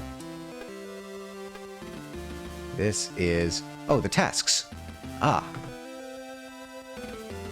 Introduce yourself to all of the Gundog's crew, visit the armory, collect your duty sidearm, introduce yourself to the captain, introduce yourself to the other bridge officer. Okay, so that's all part of the same mission that I have had this entire time without knowing. Okay, so I do need to visit the armory and collect my duty sidearm. That is something I need to do. Info? Oh my god, it's the codex. I should read this at some point. Maybe a little bit at a time. I'll read the armored frames right now. Humanoid machines used by different factions throughout the solar system as the backbone of their armed forces. Typically between 15 to 20 meters tall and operated by a single pilot. Armored frames are the weaponized versions of worker frames and proved to be instrumental to the outcome of the Solar War. They were largely developed for space combat, but ground use variations have also proven their value. The lore. It's an entire section of lore. Okay, we're going to chip away at that slowly, I think. One piece at a time. With this, Lieutenant Atomica, you now have access to all areas and authorities befitting the ship's security detail. Your responsibilities begin with immediate effect. Thank you, ma'am. You're also now authorized to take appropriate electroshock weapons from the armory. If you have any further questions, then you know where to find me. Dismissed. Yes, ma'am. Meet the captain. Okay, I can even see the achievements now. We are rocking and rolling. It allows me access to almost anywhere or anything on the ship. Okay, cool. And I talk to everyone here? I guess. Yes, Lieutenant? Captain, when I received my posting to the Gundog, I was informed of my role, but I didn't receive the ship's briefing documents. If I may, what's the Gundog's objective? We've been alerted by another Swift-class patrol vessel, the O'Brien, about signals coming from the edge of our territory. The O'Brien is currently on a solo patrol in outer Jovian space, so we've been sent to provide backup and support, or support as necessary. Of course, if something were to attack two Swifts, it's not as if they could put up much of a fight. Really, it's more that we're out here so that if anything does happen, at least one vessel will be able to get away to warn the colony fleet. I see. Oh, did I just say that out loud? Yes, ma'am. Forget what I just said. That's an order. Yes, ma'am. Okay, so we might be sacrificial lambs. This is shaping up to be a wonderful mission. Oh.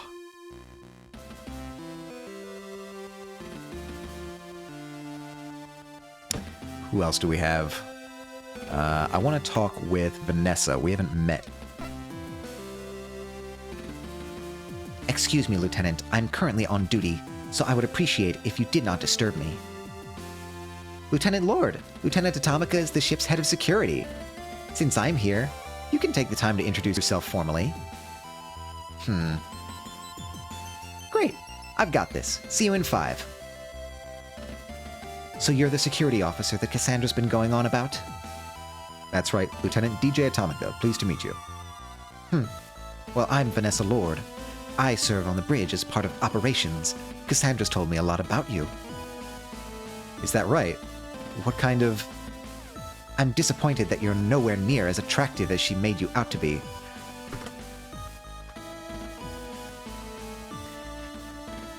I beg your pardon, ma'am?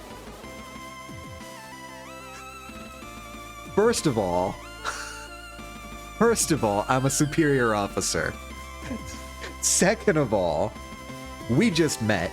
Third of all, my girlfriend is right there. You... What the fuck? That's a triple whammy. Is anyone else hearing this? Oh, is that, right? I thought it was too good to be true, that some dashing officer would be transferred here at the last moment. Instead, we've just got another lunk. Okay, I don't think they do know that we're dating. Because she's acting like she was expecting, like, effectively like the transfer student storyline to happen. And she's disappointed that she's not attracted to me. So I don't think anyone knows that we're dating. Is that because of regulations or just because nobody has been told yet? Like we've kind of just been thrown together at the last minute. How was it you even got transferred here on such short notice? I was looking over your records earlier and you were mid-assignment on the Duke. Why would they transfer you instead of... Whoa, hey, look at the time. I think your break's over. Lieutenant Commander Quinn, I think Vanessa needs to get back to her station. Of course. I hope this is the start of a productive working relationship between the two of you. Vanessa, I'll catch up with you later, okay? Pleasant conversation, indeed. Cassandra, have you told anyone that we're dating? Yes, Lieutenant. How can I be of assistance? Cassie, you're being... Respectfully, Lieutenant Atomica, I would appreciate if you'd address me as Lieutenant Commander Quinn. Ah, I see. Alright. Let's get out of here. We need to go pick up our weapon. Where? The armory is, I think, in the aft?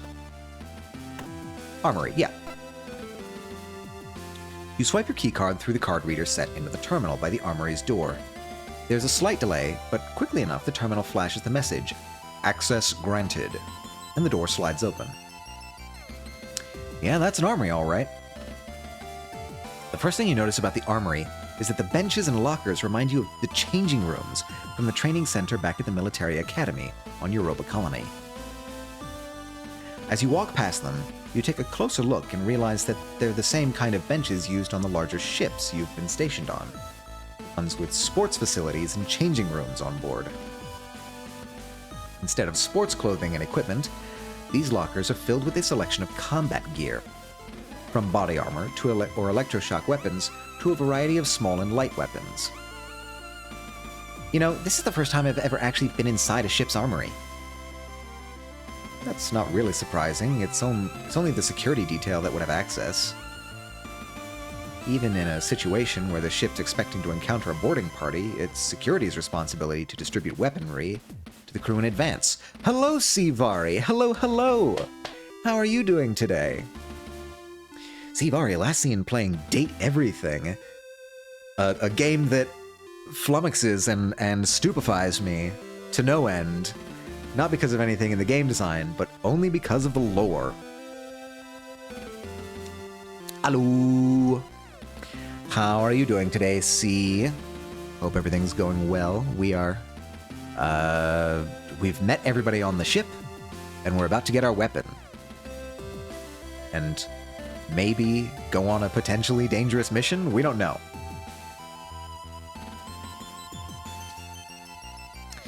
It's to ensure there's no panic, and that crew don't get a hold of weaponry they're not trained to use. Huh. That's standard regulation. You should know that.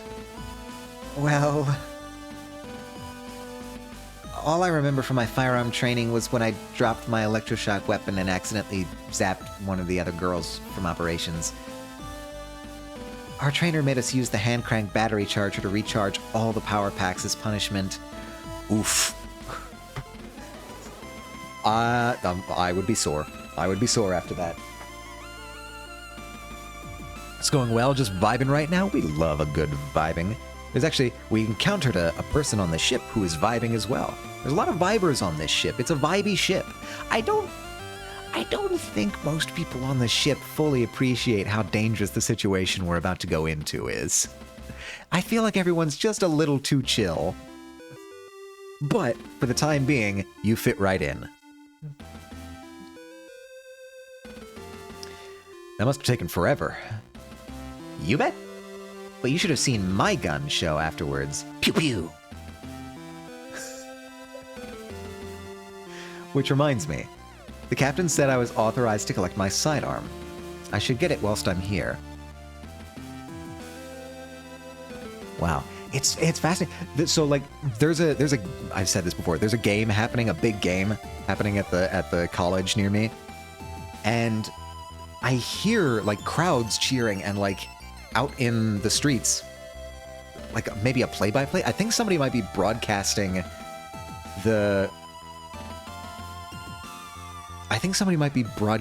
the game like out in the streets. That's fascinating. I occasionally hear like a swell of cheers whenever something good happens, I suspect. Okay, let's look around. What do we have here? Many cabinets. The spacesuits in here are for the ship's security detail. They're a little bit more robust than the suits handed out to the rest of the crew, for obvious reasons. But aside from that, they don't offer much of a tactical advantage. This locker contains electroshock weapons. They're non-lethal and intended to be used for crew control, in case of a mutiny or violence that breaks out for some other reason. This locker contains a variety of small arms and light weapons. They're only for use against external hostile forces. Even then, their stopping power is relatively low, because of the dangers of using live rounds inside of a ship. That makes sense. All my ads were in Spanish? What? Why? What's going on out there? Hi, Boo. How are you doing today? I hope you're feeling well. I hope the world is treating you well. Last seen playing Final Fantasy X. Man, I have never gotten through a Final Fantasy game. I'll be blunt about it. I have never gotten through one. It's these long JRPGs, man. I don't know. I don't even speak Spanish. I don't even think you're in a particularly Spanish-heavy area is the thing. Like, that's... Weird. You're doing good? That's good to hear. Lovely. We're playing a game called Stories from Seoul, the Gundog. It's a really neat 90s anime-style pixel art game set in space. And we are the newly recruited security officer of the Gundog. Our girlfriend pulled some strings behind the scenes and got us assigned to the same ship as her so that we can be on the same ship. And we've met all the crew, we've introduced ourselves, we're picking up our weapon and then going to our first mission, which may be extremely dangerous. I haven't finished 10 yet. You can be the first to get past my record. All right, well, I was expecting one of those to, I guess, use? I need to use this. Oh, wow, they got an animation and everything. This is the weapons locker with the electroshock weapons. I'm authorized to take one small weapon from here as part of my role as security officer. This one will do. Okay. Why is there a barrel? Why? No, sorry, not a barrel. Why is there like a revolving chamber? Why is this shaped like a revolver? Is what I'm trying to ask. You got an electroshock gun. What's that? It's just my standard issue duty weapon for my role as security officer. It fires a barbed projectile that contains a miniature battery. It's non-lethal, but more than enough to stop someone in their tracks. Okay, so it is actually projectile-based. That's why there was a rotating cylinder. I see. Huh? Absolutely not. Aw, come on. Do you want... Do you want me to shoot you, Cassandra? So, have you ever got to use any firearms? Why do you ask?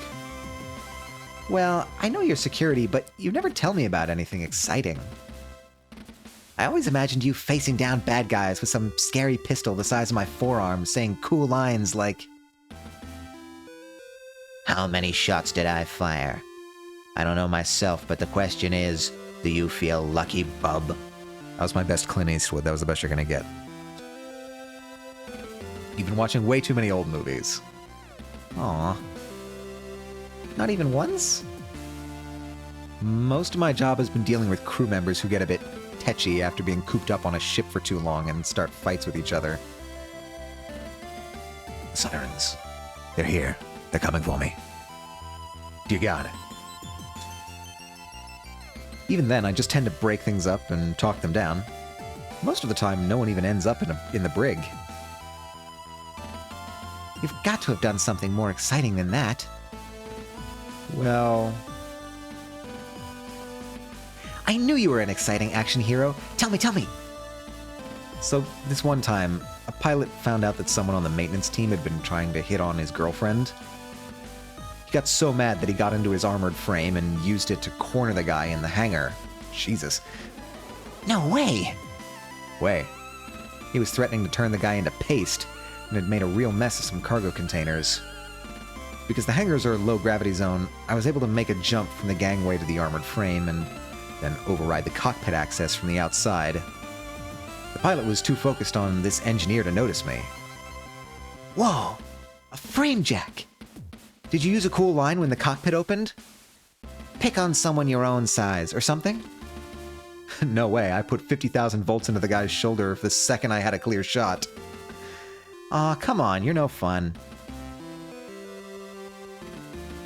Okay. That's... Okay, that's that mission done. That's all of my tasks. No, I don't want that. I want info. I'll read the... No. Info. I'll read the next part of the lore. E-magazines, short for electronic magazines. Digital publications that... Oh, that have...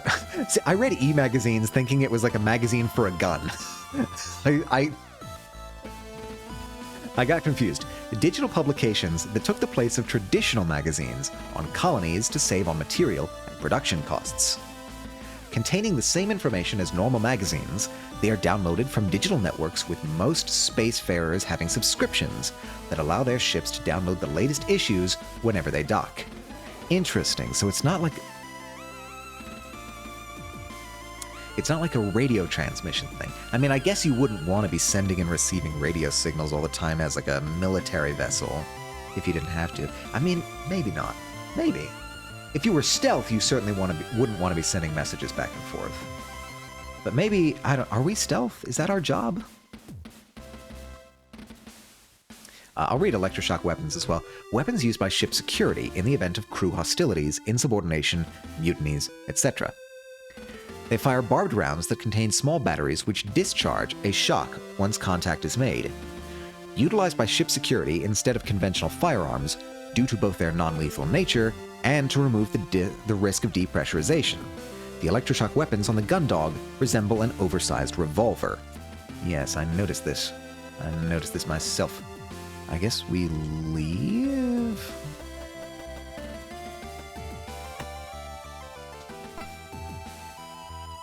With Cassandra leading the way, the two of you leave the armory behind you and step into the aft thoroughfare. Cassandra pauses for a moment, looking left, then right, before turning back to face you with a smile on her face. Welcome aboard, okay. Well, that's it, DJ. Consider yourself officially acquainted with all there is to be acquainted with on board the one and only JFS Gundog. I hope you enjoyed the tour. I did. It's probably up there in my top 5 ship orientations. Top 5? Okay, you're right. Top 3. What? That was a bad line read. We'll skip it past that. Maybe a triple shift to start your time aboard the Gundog is more to your taste. Well, that did happen to me aboard the Thunderbolt, so if that didn't happen, I guess it'd definitely be my favorite orientation ever. What a coincidence. It looks like your schedule's clear until tomorrow morning. Whoa, in that case, 5 stars. Great tour. Especially the guide. So now the tour's over, your duties don't formally begin until tomorrow. If you want, we can take another look at anywhere on the ship, or if you want to call it a day, that's cool too. I'm pretty sure I covered everything. We can just call it a day. I think that's enough for now. I should probably go over the mission logs before tomorrow and get an early night. I know the captain seems pretty relaxed, but I don't want to make a habit of late starts. So responsible. I've got the late shift tonight, so maybe I'll get a nap in too. The two of you leave the aft thoroughfare behind, as you both head back to your quarters. Cassandra being on board has been a huge surprise, but having spent this time with her, you found that all the anxiety you'd been feeling when you'd boarded had disappeared completely. Ah. You continue to chat casually about your schedules, the mission, and your plans for next shore leave. Eventually, you reach the foreside thoroughfare on your turn down the corridor that leads to your quarters. Okay, see you soon then. Well, look who it is, the Kalite Coward. You don't even need to look beyond Cassandra to know who's standing at the entrance to the corridor. Although you'd recognize the mocking tone anywhere, the real giveaway is the nickname, one you'd thought you'd escaped a long time ago. Is it a bully? Oh, we've got a bully. Hanson Cruis? Cruis? I don't know how to pronounce that. There's not enough vowels in that name. Cries? Cruis. I'm going to say Chris. I'm going to pronounce it Hanson Chris. Or as you knew him, Calic 3. Of the members of the Calic squadron who'd taken port in the battle, he'd been the only one to return. Even then, that had only been after the ceasefire had been signed, a full 13 hours after he'd launched. From what you'd heard from the other crew members, he'd survived by playing a game of cat and mouse with the enemy forces in a debris field. By shutting down the majority of his systems and hiding among the wreckage, he'd been able to launch surprise attacks, taking down his pursuers one by one. When he came back to the Calaik and saw your armored frame still suspended from its restraints, he had instantly blamed you for the squad being wiped out. If you'd taken off when you were supposed to, he argued, the squadron would have been at full strength, enough to survive the surprise attack. No amount of technical data or arguing that it had been physically impossible for you to launch would change his mind. The destruction of the Calaik squadron was on your hands. The worst bit was that you weren't entirely sure he was wrong. I'm entirely sure he was wrong. I could not launch. I was literally not able to do anything. Oh, hey, it's her. Them. What's up? What's up, Lieutenant DJ? You're not thinking of finishing your first day without meeting an old friend, right? When Haru came and told me that some lieutenant called DJ... wait, what voice should I give this guy? We're going for like a bully.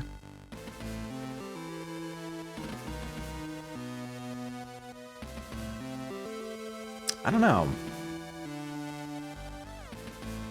What kind of voice does a bully have?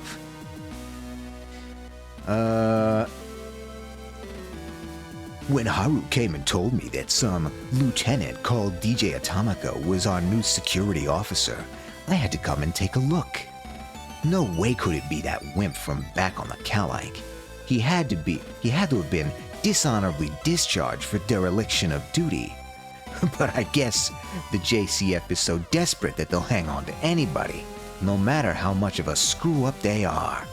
How'd you end up here, Atomika? They decide you couldn't handle a full-size ship, so had to put you with the smallest crew they could find? You instinctively make your hands into fists, but unclench them quickly before Hansen notices. You haven't been stationed at the same ship... Oh, excuse me. You haven't been stationed on the same ship as him since the Calaik, but you'd run into him a few times on board the colonies while you were both on shore leave. Each time had ended badly.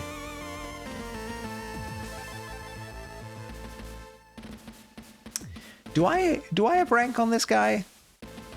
I'm the security officer. I'm the chief security officer. I have to have rank on this guy, right?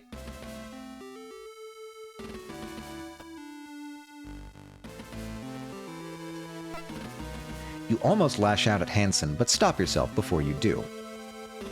The two of you are on this ship together, whether you like it or not, and the last thing you want is to let him know that he can get a rise out of you so easily. You fight the urge to just draw your electroshock weapon here and now. It'd be easy to put an end to this that way, you'd think, but you know that in the long term it'd probably be the worst decision you could make. Instead, you grit your teeth. Stand down, Ensign. That kind of behavior is out of line. Oh no, what are you gonna do, Lieutenant? Confine me to quarters? On what grounds? Hurting your feelings? Give me a break. Where was this spine 4 years ago, huh? You're happy to throw your weight around against your comrades, but not the enemy? See what I was saying, Haru? The lieutenant here is a coward, and has been since day one. Won't fight, won't even stand up for himself. Ensign Chris, you stop that right now. Lieutenant Atomika is... Can't stand up for yourself, so you're getting this ditz to do it for you, is it, Lieutenant? Correct me if I'm wrong. Right, I'm not in the military. I've never been in the military. But isn't it within the purview of commanding officers to discipline inferior officers for insulting them so blatantly like this? Like, he makes fun like, oh, what are you gonna do? Confine me to quarters for hurting your feelings? But like, can't I literally do that? Can't I actually just do that? I don't know. Also, we have an ad coming in 3 minutes. I don't mean to be petty, but I am a higher rank than this guy. Also, wait, Cassandra outranks me. Doesn't she have the authority to do that? Maybe only the captain has the authority to do that. Chris, you stop this right now and apologize, or I'll order Lieutenant Atomika to throw you into solitary and write you up myself. You're welcome to try, Lieutenant Commander. but I don't think your security officer's got it in him to even try. You think you can take me on, Atomica?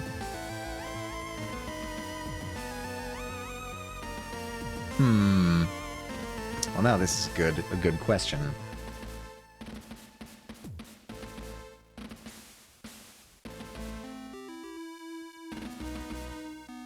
Go strong and silent, remind Hansen that orders are orders, or show him you mean business. I feel like going strong and silent... No, I think in this scenario we remain professional. Remind him that orders are orders. You step up to Hansen and place your hands on your hips, squaring directly up to him.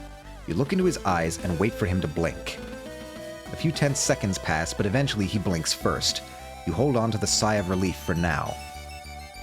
Ensign Chris. That's a request from a senior officer.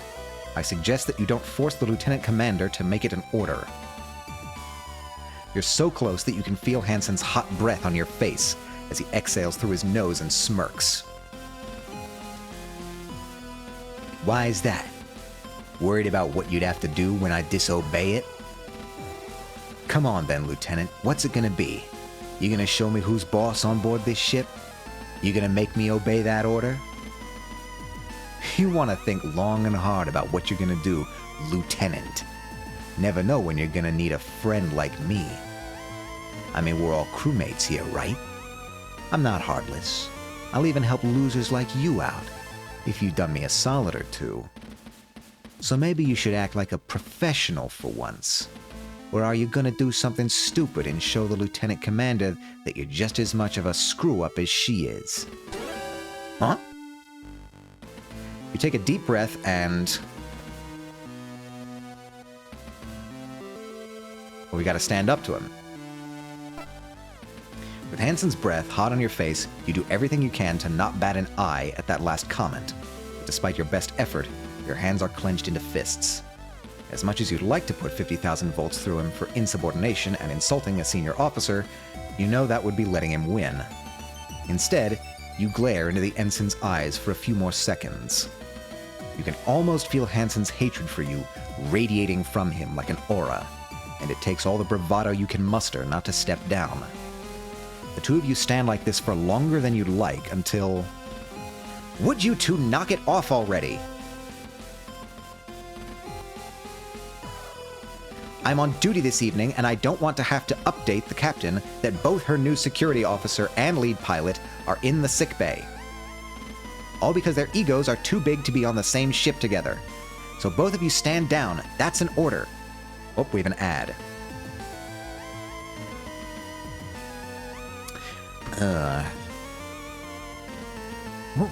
If...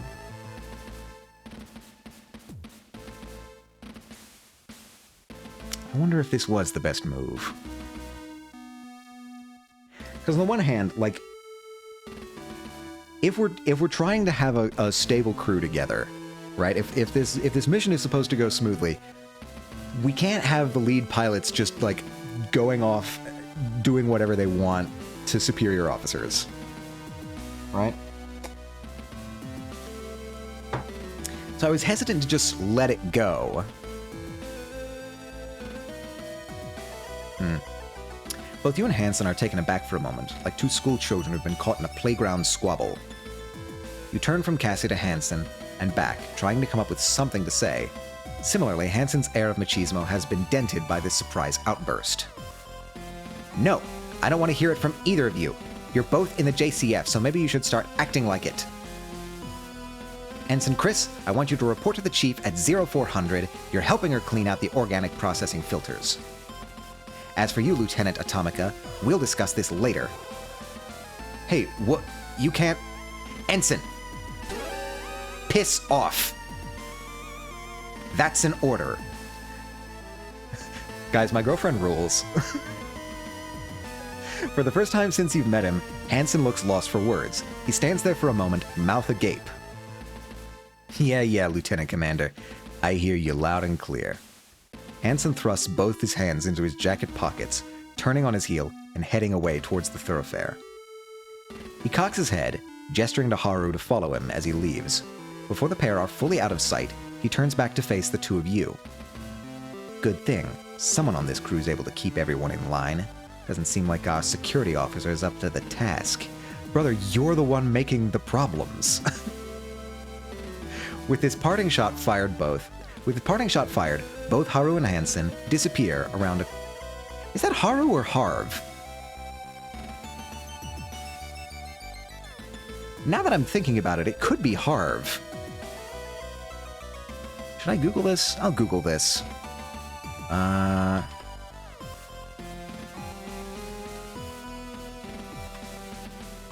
Haru? Oh, it might be Harv now that I'm looking at it.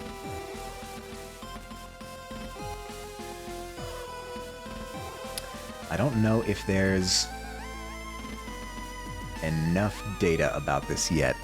I'll tentatively say Haru for now.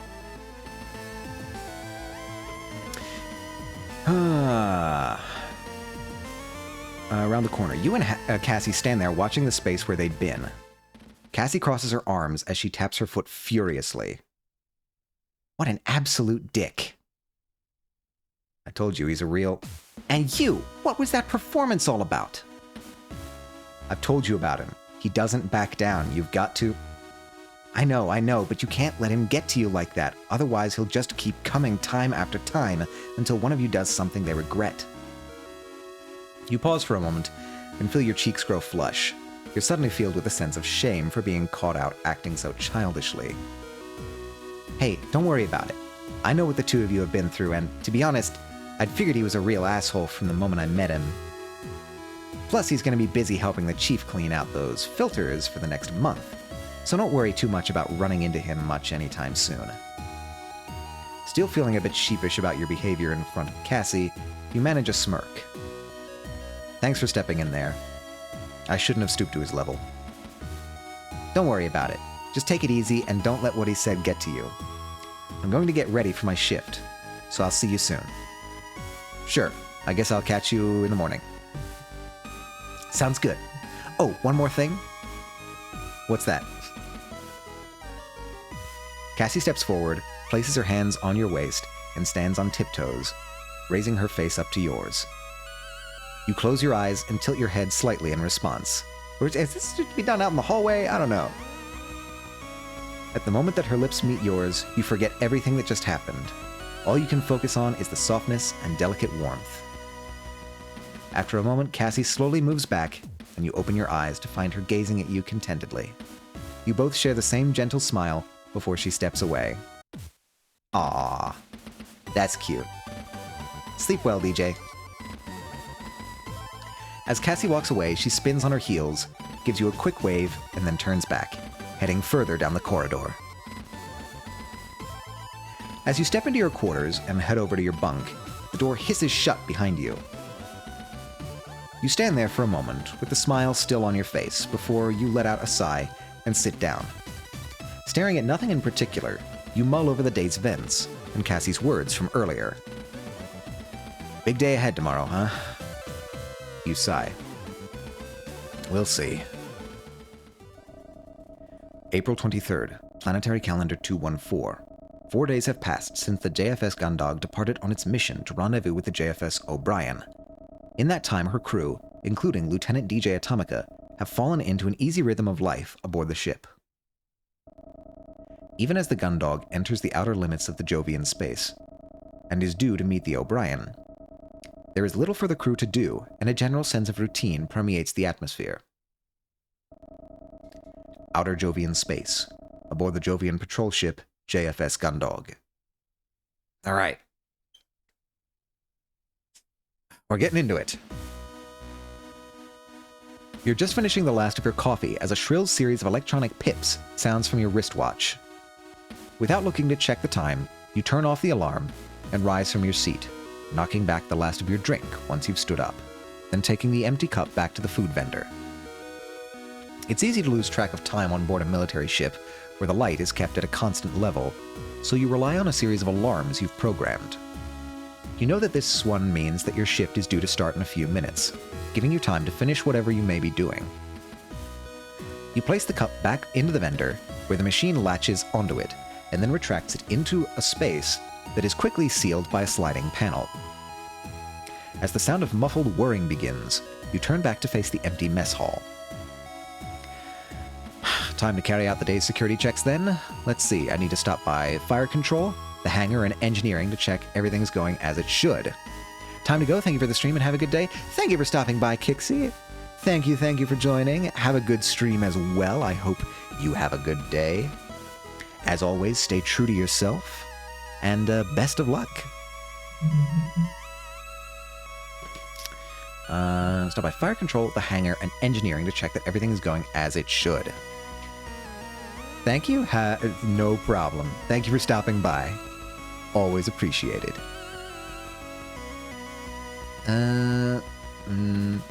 Alright, let's just double check how it's listing these tasks. Visit engineering, visit fire control, visit the hangar. Alright, simple enough. Actually, I can fast travel. Maybe it's unwise to fast travel. Maybe it's better to do this manually. I mean, the hangar's right here.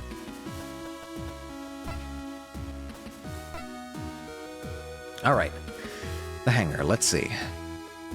Although you take the first few stairs down normally, by the time you reach the hangar entrance, you're skipping almost every step.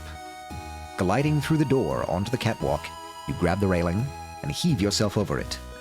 As you continue to float lazily through the wide open space of the hangar, you start your visual checks. Walkways clear, access points marked, munitions stowed, all the equipment and supplies seem to be where they should be.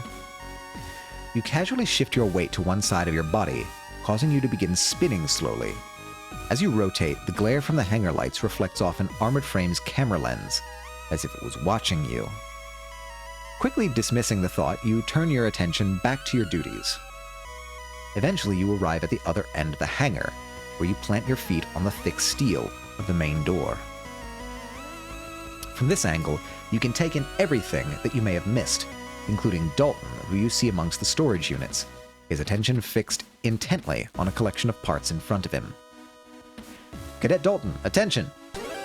The junior engineer suddenly snaps to attention the second he hears your call, inadvertently launching the pair of pliers he was holding out into the open space of the hangar. Without gravity to slow them, they continue to sail through the air. At ease, Cadet. You time your launch from the door exactly to allow yourself to grab the pliers as you float over to the startled cadet. I believe these are yours, Cadet. Sir, thank you. I didn't realize you were... Relax, Dalton, I'm just doing my rounds. I'm not here to check up on you. Oh, okay, cool. Yeah. Is there anything I can help you with? Oh, sorry, that was him. Just the usual. Everything okay in here? You haven't noticed any mechanical failures? Everything working how it should? Any suspicious activity? Nothing to report, sir. I've just been working on my project. Ever since Lieutenant Commander Quinn assigned Ensign Chris to the filter cleaning, it's given me an extra bit of time to finish things up. Oh yeah? That's your high-density foam that sets rock hard, right? How's that going? That's right. It's, good. It's good. I'm hoping to get the chance to test it soon. These containers are full of the compound. I'm just about to try transferring it into some empty training rounds. You know, the ones normally filled with paint. The ones that the armored frame pilots use in practice combat to show when they've hit each other? Mm-hmm. The compound's stored under pressure where it remains liquid. When removed from that pressure, it expands quickly, and with rapid expansion, it sets. If I've got this right, then we can test by firing the practice rounds at dummy targets. When the casing is destroyed, the compound should activate. Good news. Well, if there's nothing I need to know, I'll head out. Let me know if there's anything out of place. Yes, sir, I will. Although, I was wondering... What's up, Cadet? It's nothing. Don't worry about it. If you're sure, Cadet. Nah, I want to see if I can talk to him. Dalton. What were... Yeah. Slow down, cadet. It's me. Oh, sorry, sir. I didn't realize you were still here. Don't worry about it. Anyway, you've got something on your mind. What were you going to ask? Oh, it's nothing, sir. Don't worry about me. Come on, Dalton. It's not exactly like I'm rushed off my feet doing the security rounds. What's up? Well, if you're sure. The chief sent me a message that she wants me to head over to engineering to carry out a job. But I'm right at a critical part of the process to decant the compound into the training rounds. If I stop now, I'll have to stow all my equipment, so I'll be late anyway. And then I won't have any time, and then it'll be... Okay, slow down. What do you need me to do? Oh, sorry. I just need a bit more time. Chief's got something she wants me to do, but if I stop now, I won't know when I'll get another chance. Is there any way you could cover for me? Sure, I'll help, Dalton. Say no more. I'll take care of it. You will? I mean, are you sure, sir? Don't even worry about it. If it's something I can help with, then I'll lend a hand. If I can't, well, I'll cover for you. Don't sweat it. Thank you, sir. With the extra time, I should be able to get these rounds ready for testing before the next AF drills. Thank you. No problem. Now get back to it. If the chief thinks you've slacked off for nothing, then you'll know about it. Thank you, sir. I'll get right on it. All right, I guess next is engineering then. Is engineering in this section? No, it is not. Central hub. Then... was that aft or foresight? This is aft I need to go to. Engineering. Lieutenant DJ Atomica entering main engineering. You declare to the cavernous expanse of machinery and accessways that make up the engineering section. You'd been instructed to announce your arrival by the chief, and since the last time you didn't, she'd nearly dropped a filtration unit on you to prove a point, you made sure not to forget. Accessways clear, no visible detritus, nothing seems to be malfunctioning. You stop midway through your visual checks, and no one's throwing heavy machinery off the higher levels to teach me a lesson in proper conduct. It doesn't take long for you to finish your daily checklist. The chief runs such a tight ship that you didn't really expect anything less. Now that you think about it, though, she hasn't given you your daily grilling about how insulting it is that you think these daily checks are necessary in the first place. Chief? You here? Up here, Lieutenant. Chief, are you around? I wonder if one of the mechanics of this game is if your choices affect the outcome of the ship. Like Dalton gets to make his item now. Could that be helpful later? I was thinking the same thing. Like, kind of like Exocolonist now that I think about it. I was thinking about Mass Effect 2, actually. That game had, a number of systems that you could play around on the ship with, and, which crew survived the final mission depend on how well you've upgraded your ship over the course of the game.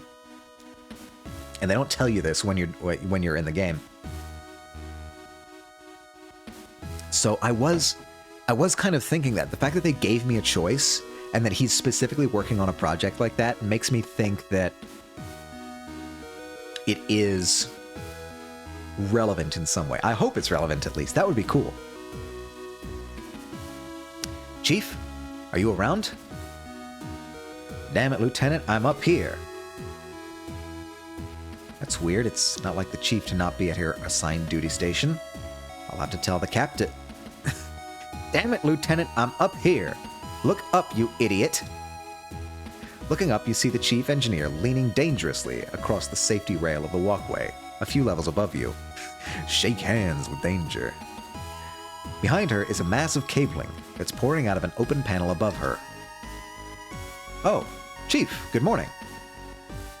Good morning yourself. I've been calling back to you this whole time. You forget to clean out your ears or something? Sorry, Chief, it's pretty loud in here. Nothing in here's running above a safe decimal limit, and if you tell me otherwise, I'll come down there and recalibrate your ears. You quickly mentally calculate the time it would take for her to get down to where you are, and the time you'd need to get out of engineering. Although you fancy your chances, you wouldn't bet money or your ears on it. Must be me then. Anyway, I'm just filling out the daily report, Chief. What's going on up there?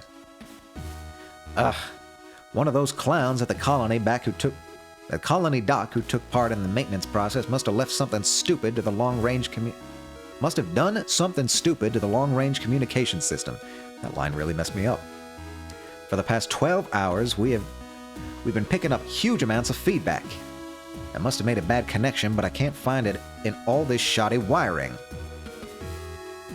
Are you sure there's nothing out there that could be sending a signal? A broadcast from the O'Brien, one of our reconnaissance satellites? No chance. The feedback is way too intense. Even a standard broadcast shouldn't produce this much noise. Unless maybe they calibrated the long-range systems on the shortwave bands. In that case, the sensitivity would be off, so it would... Chief? Huh? Oh, yeah. Like I was saying, there's nothing around here that should be kicking out a signal with this kind of capacity. I feel like I'm drifting between so many different southern accents. I have no idea where I am or what I'm supposed to be sounding like. It's like picking up something with an amplitude and frequency 10 times higher than our standard equipment. Which could be the result of a processor loop. Maybe I should check out the initial conversion driver next. Okay, well, in that case, Chief, I'm gonna let the captain know, okay? Huh? I'll put that in my report for the captain, alright? Oh yeah, sure, I was just gonna let her know when I'd fixed it, but these dolts have done a real number on this, so it's gonna be longer than I thought. Alright, thanks for the heads up. Alright. Should I talk longer to buy time? Oh, Chief, one more thing. Are the issues with the long-range communication system going to interfere with standard maintenance? Do I need to follow up with operations to get some support? To get you some support? Depends how badly those idiots back at Europa have fouled things up.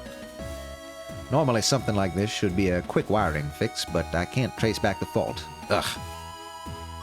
Although maybe the problem isn't with the wiring around the receiver. They could have crossed wires on the broadcast hardware. Yes or no, Chief? Oh, no, today's scheduled maintenance is pretty light, so Dalton should be able to take care of it. He's not scheduled to report to me until later, though. When you go to the hangar, tell him to pack up his project and get over here on the double. You hear? Actually, Chief, now that you mention it... Dalton said he's a little busy with his project at the moment, and that stopping would throw the whole thing off. So I said I'd cover for some of the maintenance tasks. Oh, he did, huh? Yes, Chief. And you said you'd cover? Yes, Chief, that's right.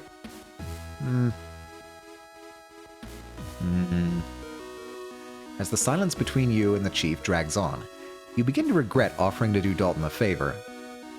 Now that you think about it, what exactly do you know about maintenance? Not only is the Chief going to give Dalton grief for passing off his workload, you're going to get it in the neck for... Well, if he says it's at an important stage in his work, I'm not going to drag him away. Kid's been slaving over that project day and night. Got to admire his love for the craft. You let yourself relax.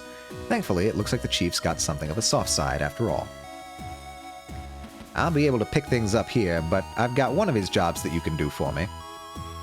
What do you need? The Chief turns away from you and squats down, rummaging around in her tool pack for something. The batteries in the emergency spacesuit radio packs in the airlock are due for replacement. Take these and switch them out for the old ones, okay? She casually tosses 2 battery packs down towards you, which you just about catch, surprised by their heft. Oh my god, those are huge. You got the charged batteries. Roger that, Chief. Once you got the old ones, bring them back here and plug them into the power distribution module. After that, you're free to go. Swap out the batteries in the emergency spacesuits in the airlock. Then bring the old ones back here to recharge. Simple. All right, we can do that. Now that I know there's a lesbian couple route, I'm so curious, even though I have no business with sci-fi space opera Slimau. It's... Listen.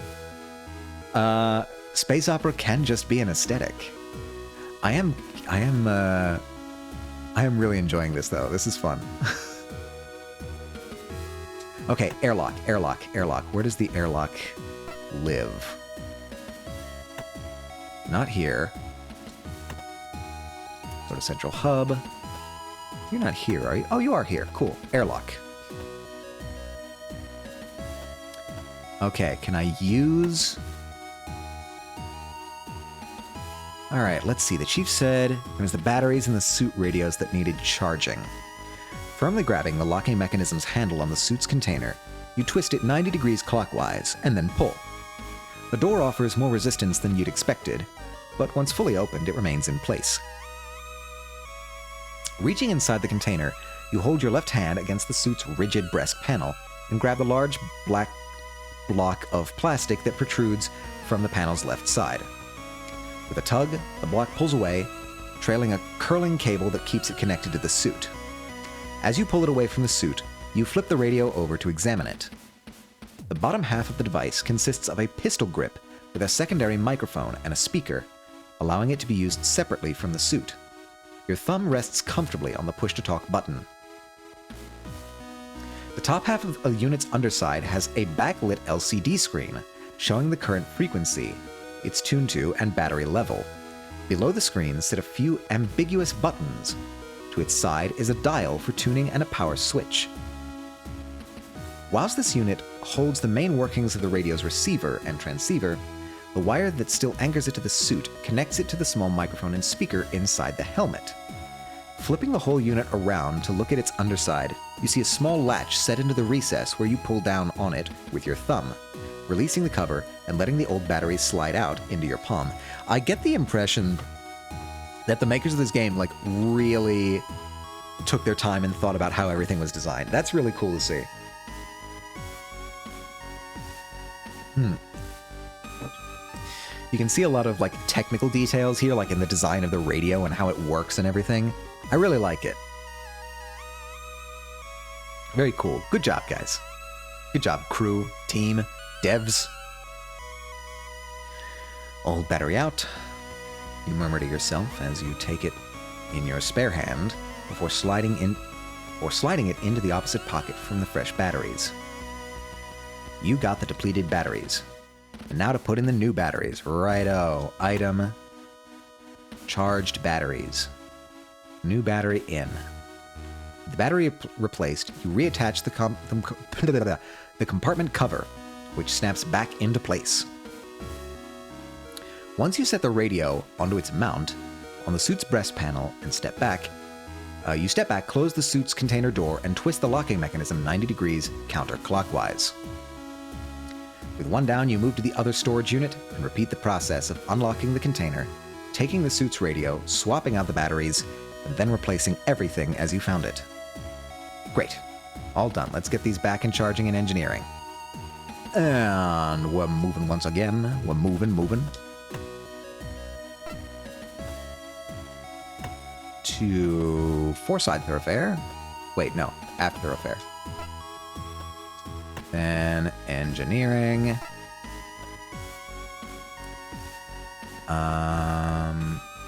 That use this? Yeah, sure. Hey, Chief, I'm just gonna start playing around with the calibrations that ensure breathable air. Don't mind me.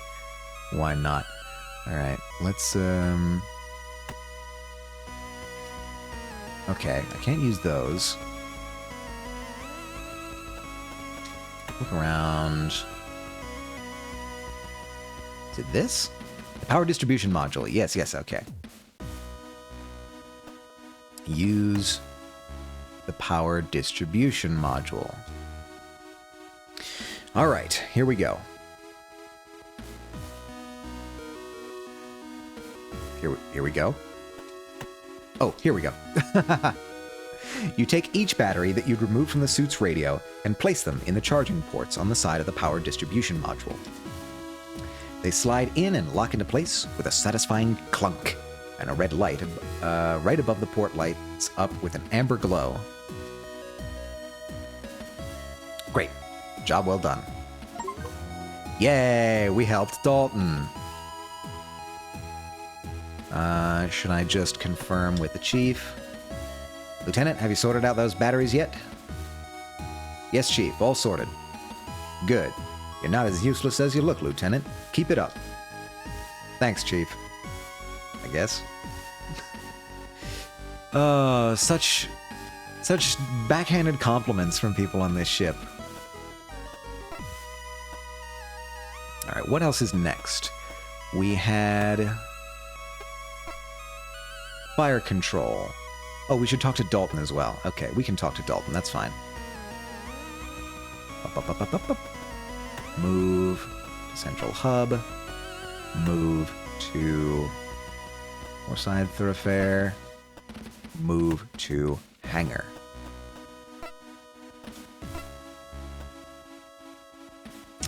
We can talk to Dalton.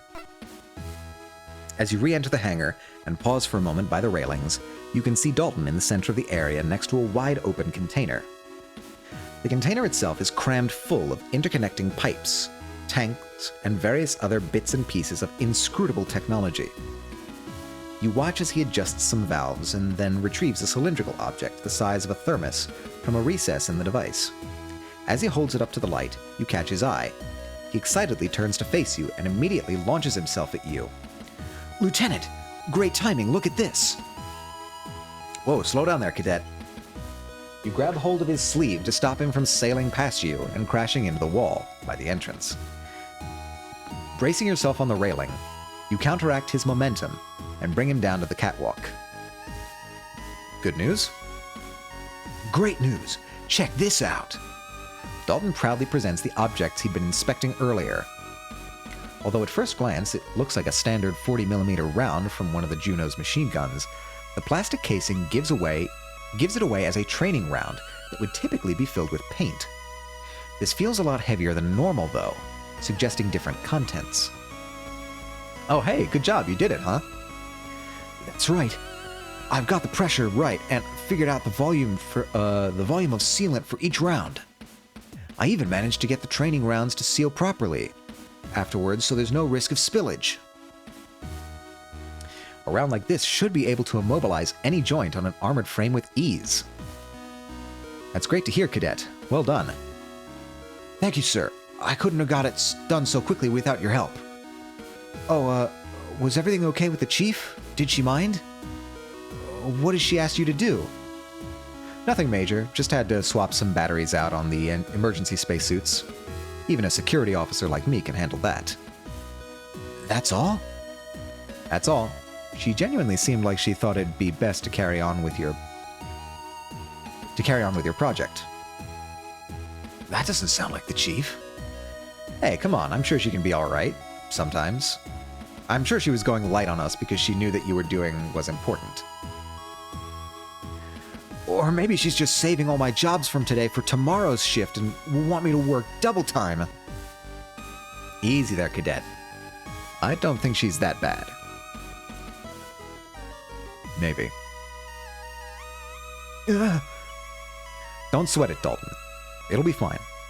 You did well today anyway. Now finish up producing all the rounds we'll need for testing and then get this hangar shipshape. You know the Chief likes it clear. Yes, sir. Alright, well, I should go and give my report. Take it easy, Cadet. Yes, sir. Oh, Lieutenant. Cadet? Thanks again. I didn't know when I'd have a proper chance to do this without your help. Anytime, Cadet.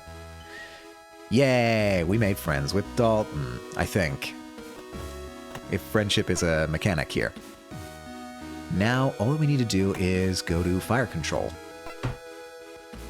You still feel a little bit awkward checking on fire control as part of the security report. Although Dylan is always friendly enough, you can't help but feel like you're intruding on his personal sanctuary.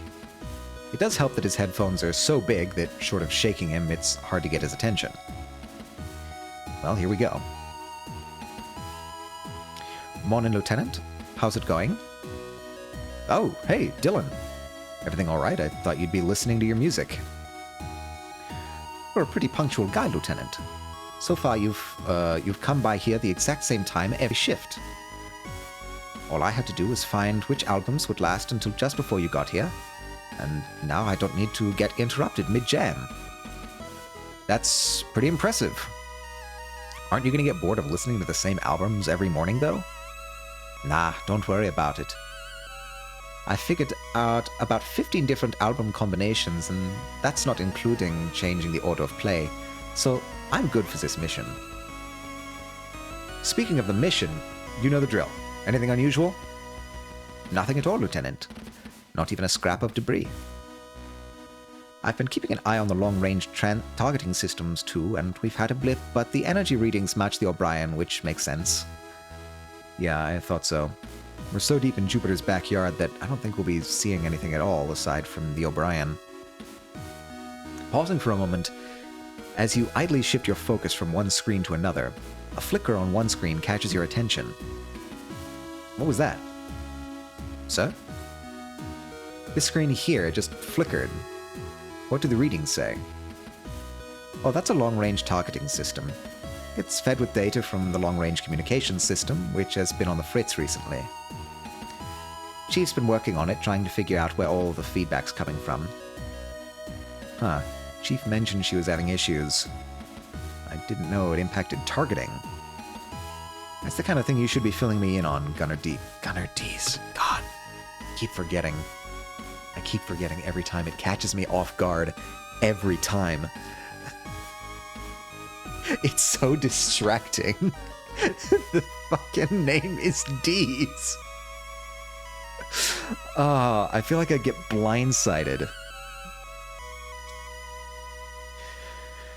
If our targeting systems aren't operating properly, then I need to make sure the captain knows.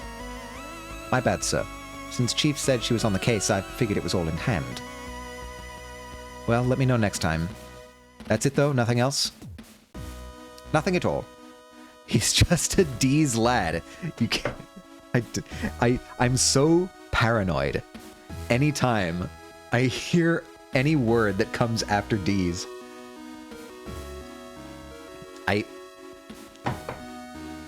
Oh, it's got me shaken. Okay, so, but what also has me shaken is the fact that we are apparently having glitches in our communication system that affects our targeting system. And we're going into uncharted, well, not uncharted, but we're going into what seems like quiet territory because of strange signals that we've found on the edges of our territory, of like the edges of Jovian space. This feels ominous, and it's long-range targeting, something far. Yeah, so at the very least, it could be like it's not in our immediate vicinity. The fact that we're getting weird blips on long-range sensors because of an equipment error that the Chief can't track down, like interference that the Chief can't explain. I'm worried.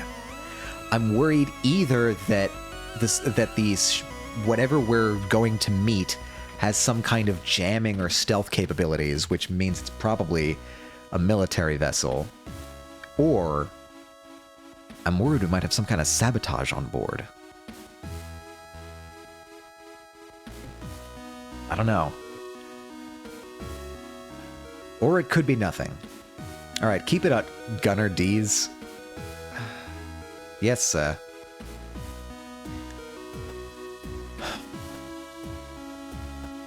want to talk to Dylan again. What's going on, Lieutenant? I listened to that Trish and the Replicants album you lent me the other day. It's pretty good.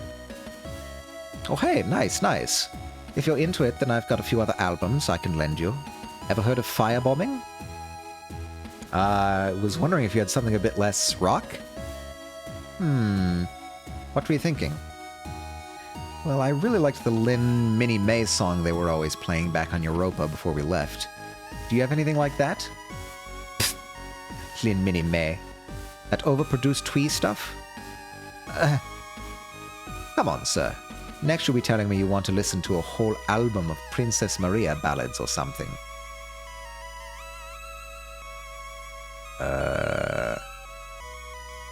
I mean... No way, sir. Come on. You're listening to Firebombing next, and that's it. Alright, okay. Leave the tape with me next time you pass by my quarters. Princess Maria. Who can have such a taste in music like that? Alright, I'm getting my taste in music roasted. You and Deez are budding music friends? Yeah, it seems like it. Though I think I may have just damaged some of my street cred. I think he might think I'm not so cool now. Is it classical music versus rock music? Maybe. I'm not totally sure what the Maria thing was. No, because he called it overproduced twee stuff. So I feel like it might be closer to pop. Yeah. You're like a teeny bopper music listener. Maybe it's like a K-pop thing. It's rock versus K-pop. That's the battle lines that are being drawn on this ship. Whoops. No, I want the tasks, I think. Deliver report. Okay, I think we're just heading up to the bridge now. He said no. I'm making you more cultured than that. I am forcing culture into your veins. There's nothing you can do about it. Alright, that's all the routine checks carried out. Time to report to the captain. Move. Central hub. Move. Bridge? I've completed the security court report for today. Should I go up and give it to the captain, or should I take another look around in case I've missed anything? I mean, that's... What else would I do? What else would I check out?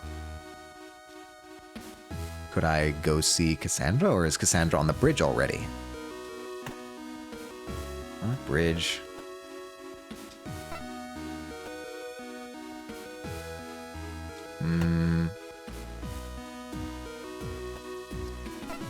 Is this mine? I think this might be mine. Yeah, this is mine.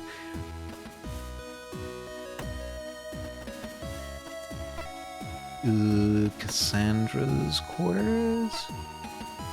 Let's see, she said her passcode was our anniversary, which is the 2nd of November, so that'll be 0211. You punch in the 4-digit passcode, and the terminal flashes the text, "Access granted," whilst the door slides open. He remembers the anniversary. You step into Cassie's quarters, being careful not to trip in any errant clothing. Surprise! You announce to an empty room. Huh. I didn't think Cassie was on duty right now. Oh, alright. I guess she's not here.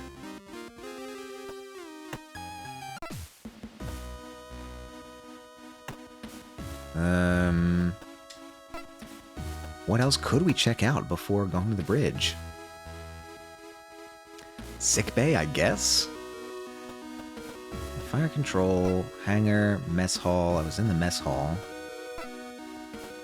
So, if we go to... I could check out sick bay just to... Lieutenant Atomica, can I help you? No thank you, Doctor. I'm just stopping by. For what purpose? If I can't help you, then I would have to assume you're here for some other alternative purpose. Do you intend to make small talk? No, I didn't really come here to pick up more nutritional shakes for Miss Quinn. No. On the captain's orders? No, look, as part of your routine checks? Yes, just doing the routine checks. Checking in on you. Everything okay here, Doctor? Yes. Don't let me keep you, Lieutenant. You're clearly very busy. Great, thanks. I'll just, be carrying on with my rounds then.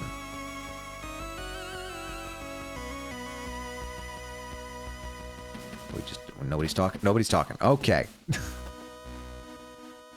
I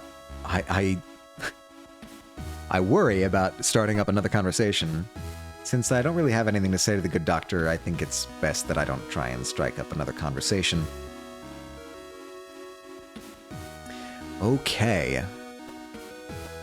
I guess let's just go to the bridge then. There's nothing else in the Aft Thoroughfare that I could check out. Armory, Central Hub. I guess I could peek my head in the Armory, but... no. Nope. Okay, let's just go to the bridge. Central Hub. Move to the bridge. Yep, time to report to the captain. They're giving me a no turning back screen, which is... well, we've got celebrants. Maybe the local team did good. Alright then, no sense in delaying seeing Captain Bartomuse. Whoop, all in a day's work. Complete security check. Lieutenant DJ Atomica entering the bridge. You declare, stepping from the elevator and throwing a salute. Looking around the room, you see Vanessa, who remains focused at her station, not paying you the slightest bit of attention, and Cassie, who stands from her station and comes over to you, a wide smile on her face. Okay, so she is on duty. As you remain at attention, you notice that the captain's chair is empty. At ease, Lieutenant. Captain Bartomuse isn't with us, so I'm in charge of you today. A small tut comes from Vanessa. If Cassie heard it, she doesn't show it.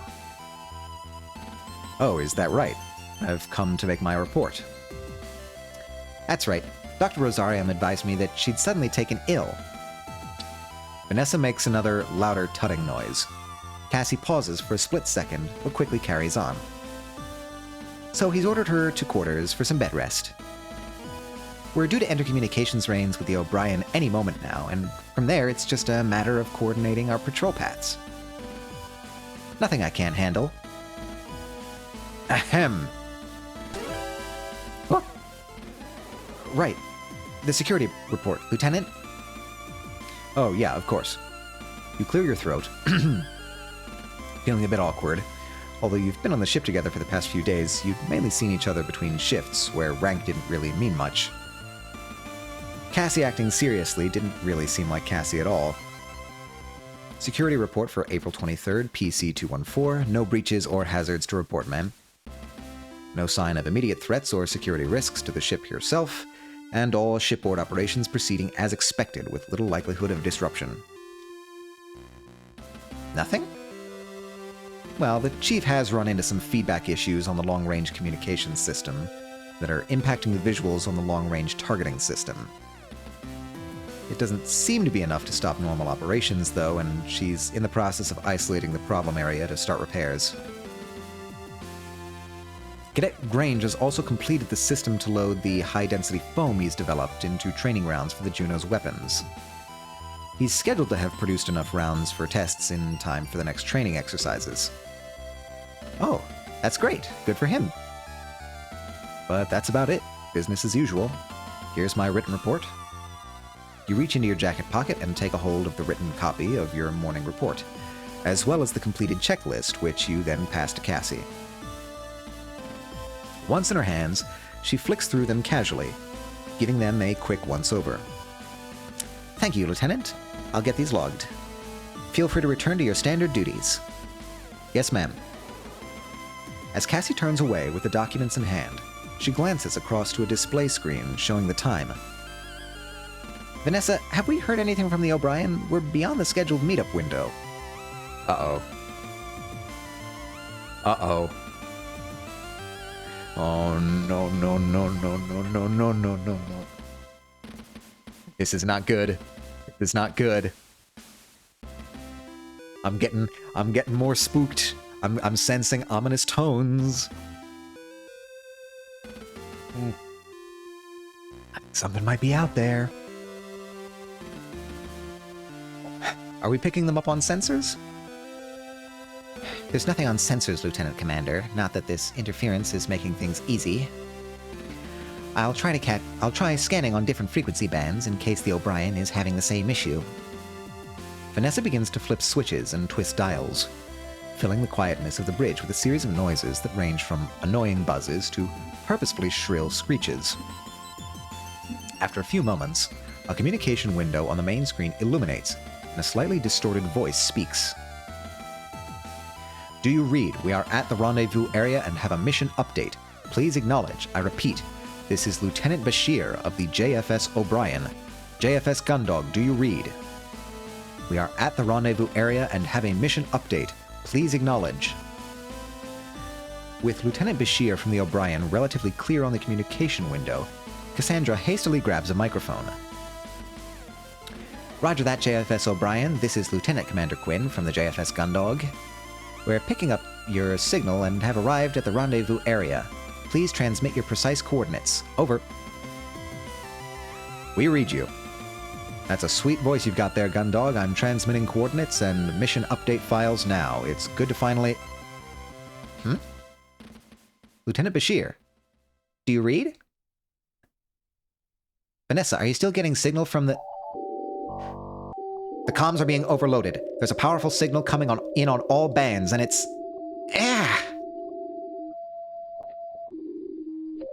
What the hell just happened? Is everyone okay? Commander Quinn. Commander Quinn. Cassie. Oh no.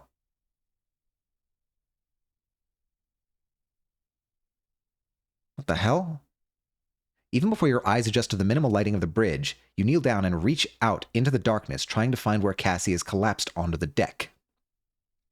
You search blindly for a few seconds until your hand meets her shoulder, and you move toward her. Cassie, hey! Cassie, say something! Cassie! Hang in there, Cassie. Lieutenant Lord, call sickbay and get the doctor up here right now. I can't! Why not? The ship's entire system has been knocked offline. Even the emergency backup systems. It's all offline. We don't have time for this. Get it back online. You rise quickly and dash over to the elevator, slamming your hand into the call button. I'm going to take Cassie down to the sickbay. You can... Aside from your voice, the whole room remains totally silent. Most conspicuously absent, though, is the whirring of the elevator that would take you directly to sickbay. You rapidly press the call button in frustration. Idiot, what part of offline do you not understand? Quinn's not going anywhere, at least until we get our systems back online. But that can't be done from the bridge. What do you mean? How do we get them back online? It's an emergency failsafe. If there's a critical failure within the central computer and it can't function properly, then the entire ship will be shut down. Then it enters a lockdown mode until it can be rebooted. All areas are sealed in case the shutdown is the result of enemy action. The main computer in engineering needs to be physically rebooted to restore any sort of access. Of course, since this is a security system, you should know all this. You grit your teeth to stop yourself snapping back at Vanessa. In the heat of the moment, all thought of the process and procedure had left you completely. All you'd been thinking about was getting Cassie to sickbay. Placing your head on your hand, you pinch the bridge of your nose and try to focus. That's right. But isn't the order to reboot the central computer given that But isn't the order to reboot the central computer given from the bridge in that situation? Why did you say we can't? 2 reasons. First of all, this lockdown shouldn't affect backup systems. But for some reason, everything seems like it's offline, which means there's no internal communication system right now. Secondly, even if we did have internal communication system, access to the central computer requires input codes, which are known only by the captain. Or, in the event the captain is capacitated, the second in command. Vanessa turns to look at Cassandra, who shifts slightly. As she continues to talk, you head back to Cassie, kneeling beside her and placing her in the recovery position. Feeling the cold steel of the floor as you turn Cassie over to take off your uniform jacket and lay it over her. Which currently would be Lieutenant Commander Quinn. Meaning that right now, both the people who know the necessary information to get the ship back and up and running are out of action. Okay, so see, now this is looking more like sabotage to me. The fact that the captain is out of commission, something happened to knock Cassie out of commission. Some sort of signal, I guess, some sort of sonic weapon, maybe. The fact that the emergency systems are down. This is all seeming too convenient to me. This has to be internal sabotage. Or maybe, or at least like internal sabotage mixed with external. It's the vending machine diet. Damn it. The hot chips. They've struck again. I knew we couldn't handle it. I'm thinking maybe like the captain was poisoned. And something was done to the ship's systems. There's got to be some way around all this. Weren't you listening? This isn't supposed to happen. We should at least have the backup systems in place. Without them, there's nothing we can do except sit around and wait for the air to run out. What about the O'Brien? Can you contact them for support? No, dude, everything is dead. Everything is down. Everything is offline. What part of this are you not getting? As you kneel over Cassie, your mind races through what Vanessa has just told you. You know that she's right, and that all the ship's emergency action plans revolve around the backup systems being operational. And without them online, there's next to nothing that can be done within the ship. Your mind catches on that point for a moment. You can't help but wonder whether whoever wrote that plan was optimistic enough that they couldn't see a situation where the backups failed. Or whether they were so pessimistic they felt if those systems were out of commission, there was no real hope for the crew either. Pushing that thought out of your head, you desperately try to figure out a way to get Cassie to the sickbay. There's got to be something you know about the ship that would help. In all your time you spent working as a security officer, there's got to be something you've picked up that would... That's it. Huh? In the crew quarters, the panels by the bunks can be removed and replaced. People use the space in the structure to hold contraband. What are you talking about? The ship's maintenance crawlways are accessed in the same way, if I'm right. You head back over to the elevators, but this time, instead of trying to call them, you begin to run your hands over the seams in the wall panels on either side. Eventually, you notice a gap a few inches in length. Normally, maintenance would have a special tool to access this, but you can do the same thing with... I know I've got it on me somewhere. Where is it? Item? A key card. Taking your ID card out of your pocket, you slide it into the gap in the seam until it meets some resistance when it's about halfway in. You slide it up and down a few times until you feel it stick on something, at which point you push harder. Suddenly, you hear the sound of multiple catches disengaging, and the panel falls toward you. Taking the wall panel in both of your hands, you place it to the side where it used to be attached. Now, instead of solid wall, you can just about make out an absence large enough for someone to fit inside, with a series of rungs leading down, heading downwards into darkness, which opens up once they pass by where the elevator currently sits. How did you know how to do this? This is one of the first tricks you learn as a security officer. Ship crews get very creative with where they stash things. With these panels, it makes sense that the maintenance crawlways are accessed in a similar way. Well, great. Now you can crawl around in the walls in the dark. Very helpful. You grit your teeth and breathe. You hadn't talked to Vanessa much since you first met, but you were now beginning to understand why she always ate alone in the mess hall. Yeah, she's being a bit negative, I must say. A very negative attitude here. Oh, we have an ad starting in 3 minutes, everybody. Brace yourselves for that. Take whatever precautions you need. If I can get in up here, it means that I can get out down in the central hub. From there, I can see if I can get the emergency input codes from the captain and make contact with the chief in engineering. Do you really think you can solve this by clambering around inside the walls? Even if you can make it to the central hub, the rest of the ship will... Lieutenant Lord, would you... Please, keep your opinion to yourself. Thank you, Lieutenant Lord. You snap back, barely suppressing your anger at her constant pessimism. But right now, I don't see many other options except for this one. And for all we know, we're the only people on this entire ship who might be able to do something. I'm not about to sit around and let everyone down. Not this time. So I'm going to leave you here to look after Lieutenant Commander Quinn, unless you have anything you want to try that you think might help. Vanessa stares at you for a moment, as if weighing up what would be the best put-down for the current situation is. Instead, she heads back to her station and starts flicking switches and pressing buttons on her control panel. All right, you do that. I'll try to get the internal communication system working.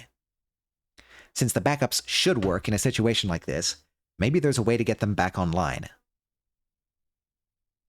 Get moving, or are you going to stand around and gawk while I get everything done myself? You inadvertently sigh loudly as you turn around and reach out into the crawl space, grabbing a rung and then placing your foot on one lower down. Hopefully I can get things back online with the chief and the captain's help. Just look after Lieutenant Commander Quinn until then, all right? Vanessa turns away from you, continuing to adjust the inputs on the communications system. Yeah, sure.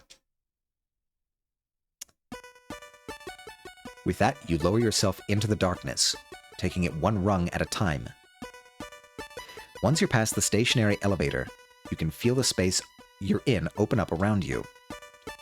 Carrying on downwards, you reach behind you every so often to see if you can feel the catch system that would keep an access panel attached.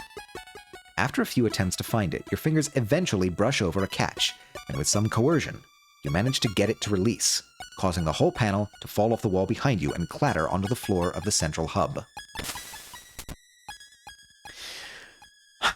As you step out of the crawlway, a loud banging starts from nearby.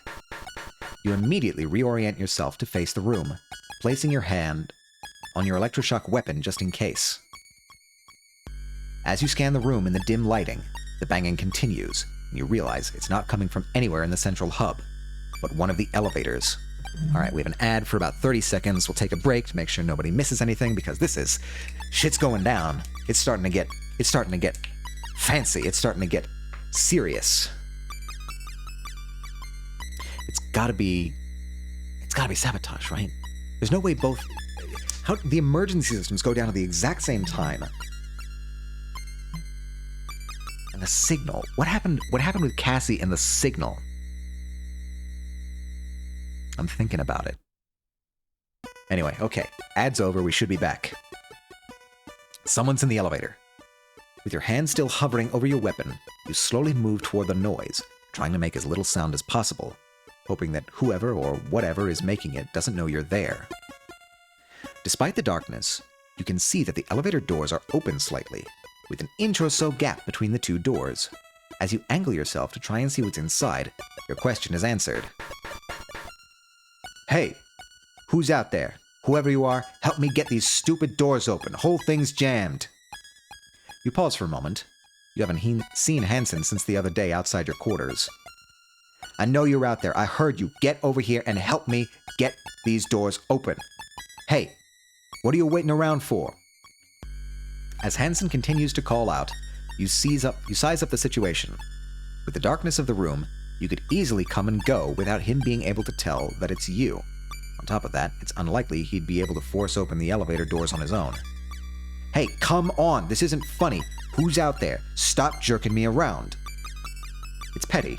A part of you almost relishes the idea of Hansen seeing how it feels to be trapped and unable to do anything. Haru! That could be Harv. No, that's a you. If you're messing with me, I'll kick your ass. Still, he's a member of the crew, and as a security officer, it's your role to keep them all safe, regardless of how much of a dick they might be. You take a deep breath and help him open the doors. Look, if he's in the elevator right now, odds are low that he is the saboteur.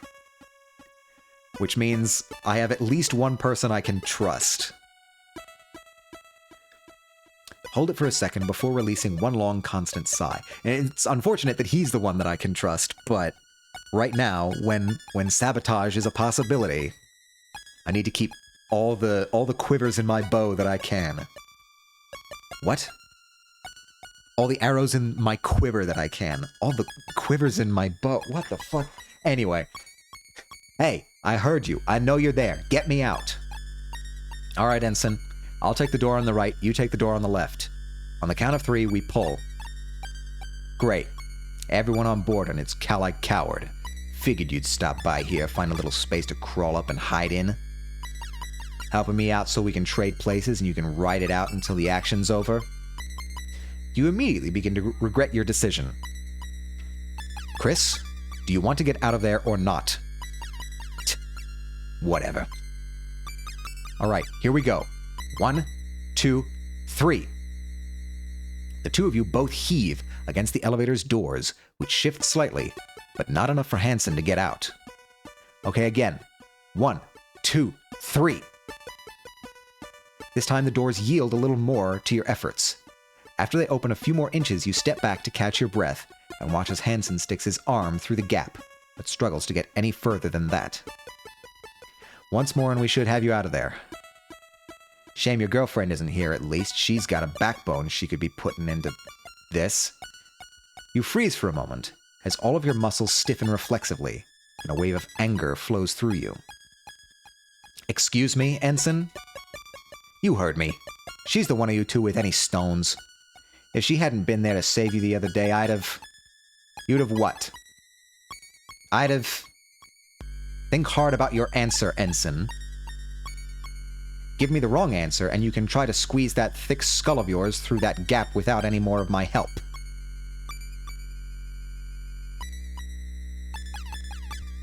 Forget it. That's what I thought. Now get ready. All right, here we go. 1, 2, 3. It takes the two of you a few attempts, but finally, you manage to push the doors open to the point where Hansen can make his way through the gap between the two of them. Free of the elevator, Hansen dusts himself down and looks around whilst adjusting his jacket. So what the hell's going on? What happened to the ship? Why has everything stopped working? There should be backups or something, right? You pause for a moment. Despite having been on the bridge when everything went wrong, you probably have as much of an idea as Hansen would. Honestly, we've got no idea. I was on the bridge when it all happened. We made contact with the O'Brien. There was this flash, then Commander Quinn had been knocked out. All the systems were offline, even the backups. I managed to get off the bridge using the maintenance crawlway. Now we're trying to figure out a way to reboot the computer to get everything back online. Just great. I knew this ship was a piece of junk the moment I stepped on board. You said you guys had a plan to get things up and running, yeah? Yeah, kinda. Great. You can handle that. I'm gonna go check on the crew. Have you seen Haru? No, I haven't run into them. Okay then. I'll try their quarters. With that, Hansen heads into the darkness towards the four-side thoroughfare. He stops briefly, turning to face you. Lieutenant. Thanks, or whatever. Oh, is it a tsundere? Do we have a tsundere character? In my visual novel, it's more likely than you think. The pilot quickly turns on his heels and disappears into the darkness. I'll mention it. So, Captain's quarters, I think, is where we're headed.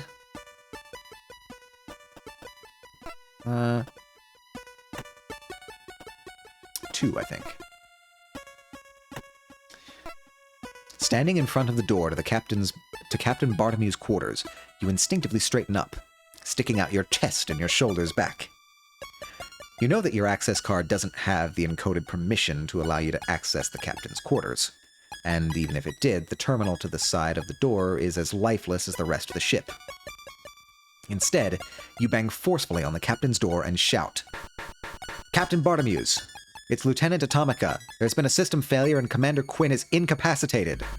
We need you to give the emergency input codes to restart the ship's central computer." After waiting for a few moments, you press your ear up against the door, seeing if you can hear any signs of life. From experience, you know that the crew quarter doors aren't as substantial as some of the other doors on the ship. It's not uncommon to know the exact schedules of other crew members based on sound alone. "Captain, it's an emergency!" You wait a little while longer, but still don't hear anything. Damn it. Slamming your fist on the captain's door in frustration, you turn back. You'll have to figure something else out. Alright, time to look around. Maybe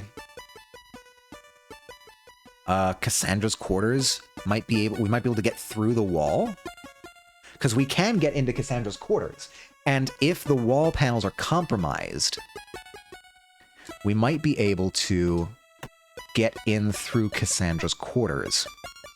But the combination doesn't matter because we can't get in.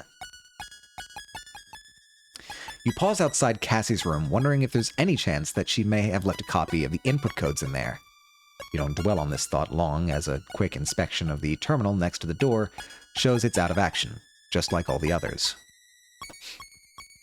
Huh.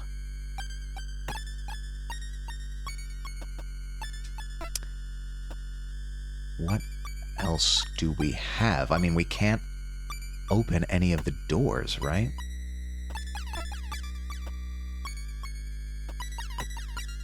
Nothing to look at here. Or at least nothing that I haven't already. My quarters won't be able to get in. I guess my quarters are the one place on this entire ship I can guarantee there's nothing helpful for their situation in. I can enjoy a well-earned rest later. Alright. Not gonna lie, I thought this green square was an overlay and I didn't realize it was part of the game. Hello, Baw! Hello, hello! Last scene showcasing art, this is true. Baw is a brilliant artist. Welcome, welcome, Baw. We are in a bit of a pickle here. It is not an overlay, it is just the game interface. Today, we have found ourselves in, well, a power outage. The entire ship is without power. All systems are down, even the emergency backup systems. And this is a big problem, because we don't have life support. So we need to get the systems back online pretty quick. The only way we can do this is if we get into the engineering bay and restart the ship's computer. But we can't do this without the codes that only the captain and our unconscious girlfriend have. Things are not looking good. I need to... all the doors are locked. Fire control, I'm not going to be able to get in fire control. I suppose I'll just try everything at this point. Like everywhere else on the ship so far, you're met with an unresponsive terminal and a shut door. You know not to expect much, but you try anyway, knocking on the door, and calling out. I love the appearance of the game so far, a very nostalgic look. Yeah, it's nostalgic, like kind of doubly so. It's got that nostalgic 90s anime vibe in terms of art style, but it also has the nostalgic pixel art vibes. It's very cool. Hey, Gunner D's. I suppose I should anticipate it at this point, but every time it hits me like a sack of bricks. Can you hear me? You wait for a response, but don't feel particularly worried when one doesn't come.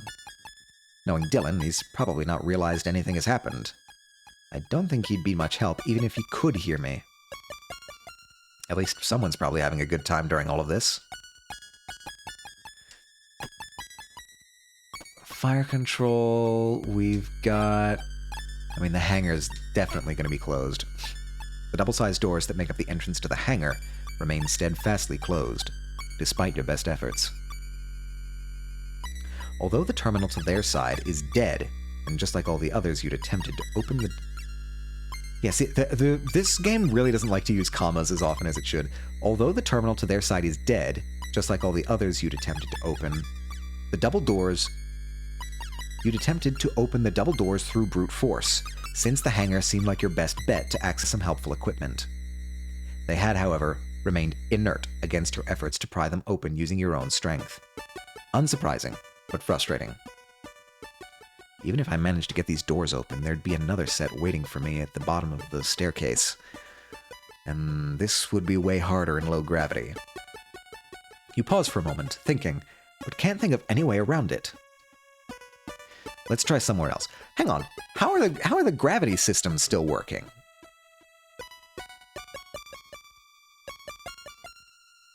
I guess I don't know how gravity works in this universe. Do they have anything in the codex for that? How does gravity work? Said the physicist. Names, e-magazines, electroshock weapons, Europa colony, Europa cluster. I'll come back for this later. Gravity shell. Here we go. The system built into a ship's structure that enables artificial gravity on board a spacecraft, typically at its weakest towards the exterior of the ship, and sometimes absent entirely from areas like hangars or launch bays. A gravity shell is too large and resource-intensive to be built into anything much smaller than a ship. That doesn't really give me clues about whether it's a powered system or not. It would have to be a powered system, right? So why is the gravity still working?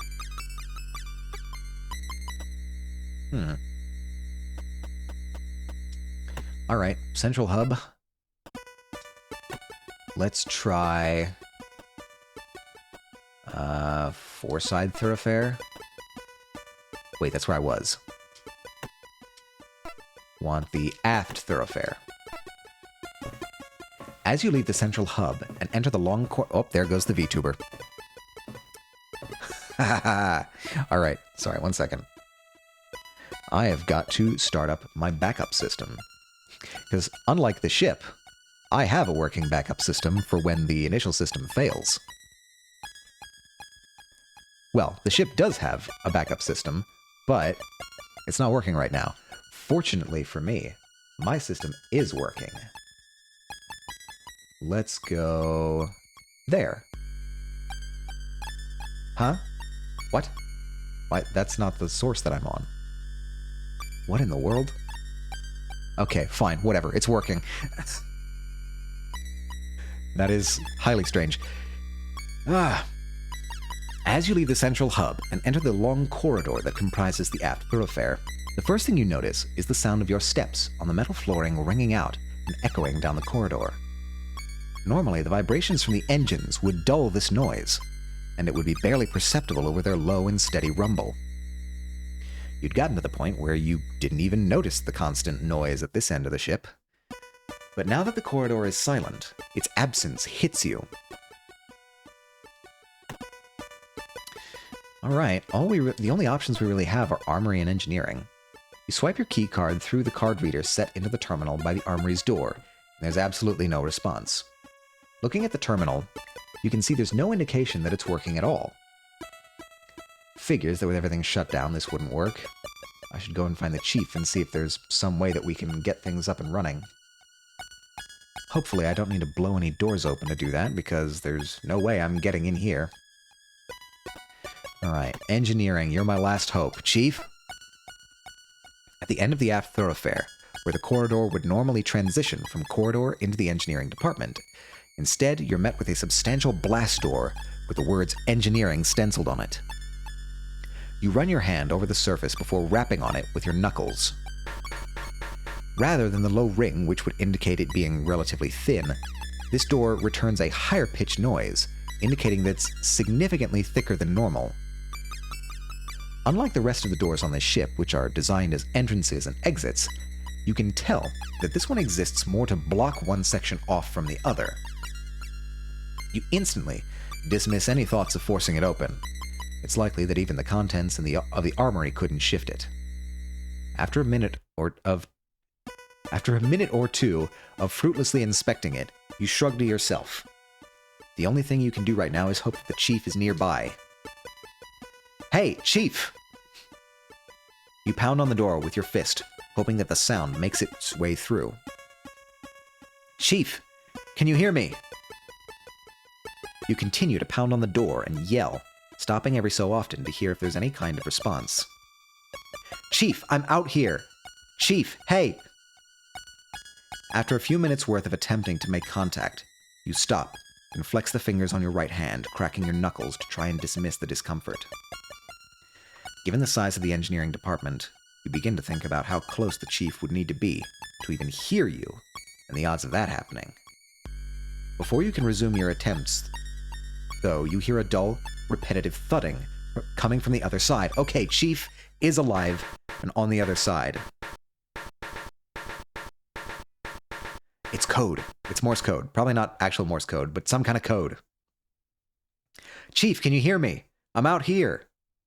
You call, pressing your ear up to the blast door to see if you can hear an answer. Instead, you just hear the same dull, repetitive thudding. At first, it sounds random and erratic, but the longer you listen, you begin to realize there's a pattern.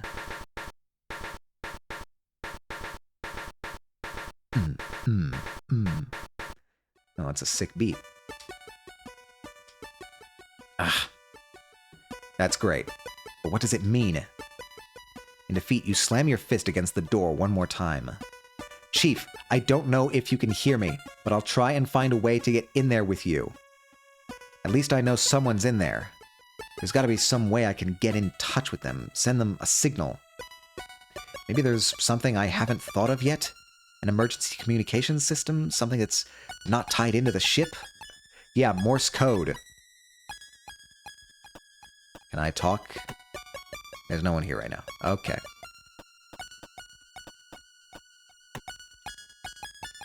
Engineering has been shut off. What was that banging, though? I feel like it was trying to say something.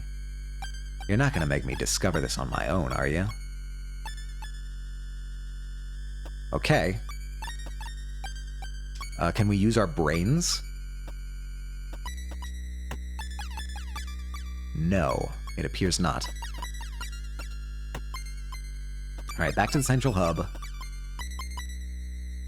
I haven't checked sickbay, actually. I might as well do the complete. The elevators are clearly out of action. I'll have to get things back up and running before I can get Cassie to the sickbay. Alright, that's not the ticket.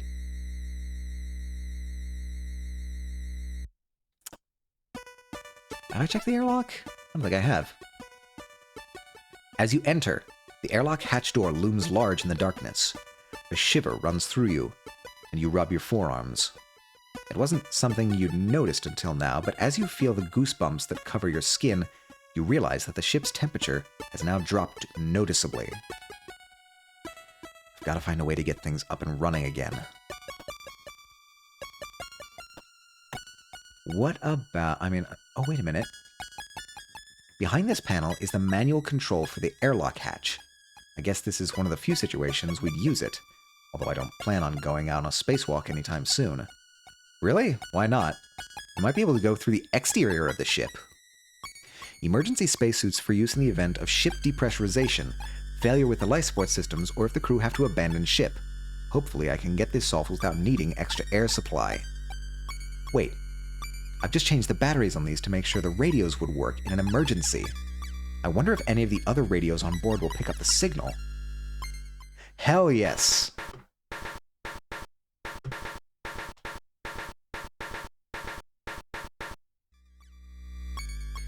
Ha!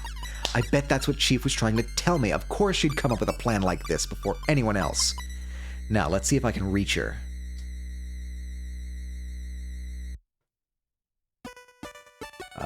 Use the suits. You grab the handle on the suit's container and twist. The metal in your hands is noticeably colder to the touch than it was last time you were here. Once the lock is undone, you open the door and, bracing the suit with your left hand, grab the radio with your right. As you disconnect the radio unit from the broadcast panel, the spiraling plastic cord that connects it to the suit comes with it. Turning the radio in your hand, you find where the cord connects and unscrew the attachment point, allowing the cable to spring back towards the suit. You quickly extend the telescoping antenna and flick the power switch, which causes the sound of whining static to fill the previously silent room. You slowly rotate the tuning dial, working your way through the frequencies until a familiar voice comes out from the tinny speaker. An emergency broadcast from Chief Engineer Mackenzie Cathays on the JFS Gundog to any JFS Gundog crew members or any JCF ships nearby. The Gundog has suffered a complete system failure and assistance is needed to get them back online. I repeat, this is an emergency broadcast from Chief Engineer Mackenzie Cathays on the JFS Gundog to any JFS Gundog crew members or any JCF ships nearby. The Gundog has suffered a complete system failure, and assistance is needed to get them back online. Chief, this is Lieutenant Atomica reading you loud and clear. I've managed to get to an emergency radio from one of the suits in the airlock. I'm able to get around the thoroughfares and to the bridge, but I can't get anywhere else. It took you long enough. What the hell's everyone been doing this whole time? You're just about to push the button to send your response, but the chief cuts in. Whoop.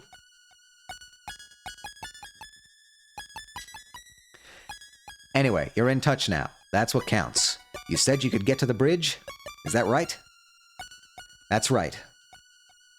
Then get back up there and get the captain to give me the input codes to access the main computer, so that I can get the ship running again. Slight complication, Chief. The captain's taken sick. She's not on the bridge. Classic Bartomuse. Then get back up there and get Lieutenant Commander Quinn to give me the input codes. She's out of commission too. She collapsed at the same time the ship's power went out. You release your thumb, allowing the chief to broadcast, but where you expected a swiftly delivered alternative, all you get is radio static. Chief? Nothing's ever easy, huh, Lieutenant? Who's currently on the bridge, then? That'd be Lieutenant Lord. Well, she's the commanding officer on board right now, I guess. You're gonna want to get up there. I've got an idea, but it's not something I can authorize. Your grip on the radio tightens as a sense of apprehension grows within you. You don't know what the chief has in mind, but if it requires the authority of the ship's senior officer, you know that it's going to be something dangerous. Realizing you've been holding your breath since the chief's last message, you breathe out and push the button on the radio's side to send your message. Copy that, Chief. Heading up there now. Radio in hand, you quickly make your way back from the airlock to the central hub, and then head straight for the maintenance crawlway. It only takes you a moment of groping around in the darkness to find a ladder rung, before you're on your way back up to the bridge. As you climb, each rung that you grip is cold with a touch, and the air that you breathe has a brisk chill to it. You know what this means, but for the time being decide to push that thought out of your head. You've got other things to focus on. The climb up seems a lot shorter than your original climb down, and you'd soon emerge back onto the bridge. Vanessa swivels in her chair and paces over to you. So, did you get in touch with anyone? Kind of. You bring the radio up to your face so that the microphone is level with your mouth and press the push-to-talk button with your thumb.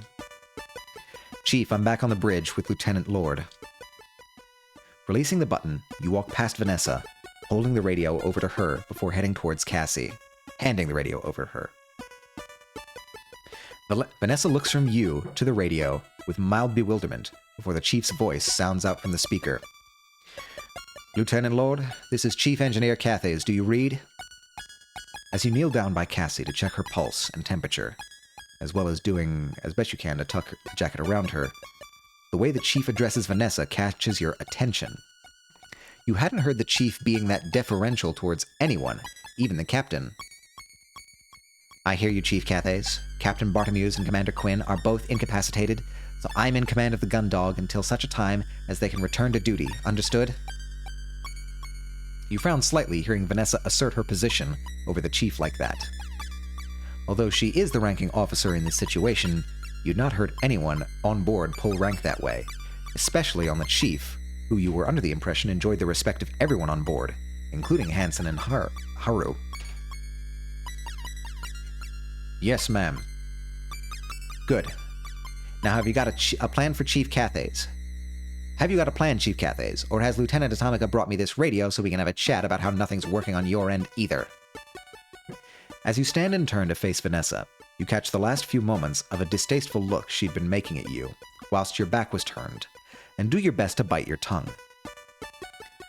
Yes, ma'am. Lieutenant Atomica has explained to me both the captain and Commander Quinn are out of action, so I'm aware neither of them will be able to give me the input codes required to reactivate the central computer.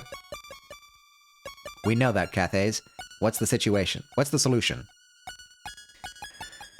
The only hope we've got right now is that the captain has copies of the documents that contain the access codes in her quarters. If someone can get in there, then they can get the codes and tell them to me, letting me reactivate the ship's systems. If we'd been able to get into the captain's quarters, we'd have done that already. The whole ship's in lockdown, and there's no way to get in there. You notice the slightest pause before the chief responds. You could be projecting, but you get the impression that she's just as fed up as you are. Not quite, ma'am. Although all the terminals and most of the hardware on the ship is dependent on the central computer, we've got a tool that we use when something needs to be disconnected from the system. We use it for maintenance or debugging. The PST, or Portable Sub-Terminal. It's effectively a standalone power pack with a microcomputer built-in that provides enough power to activate the hardware attached to a terminal. It'll let us get into the captain's quarters, and then from there we can get the codes to start the computer back up.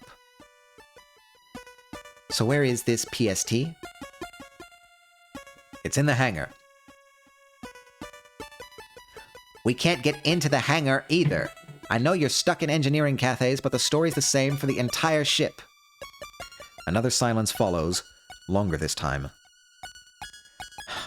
That's true if you're trying to get into the hangar from the inside of the ship, ma'am. But the Gundog has two entrances that can be activated entirely manually.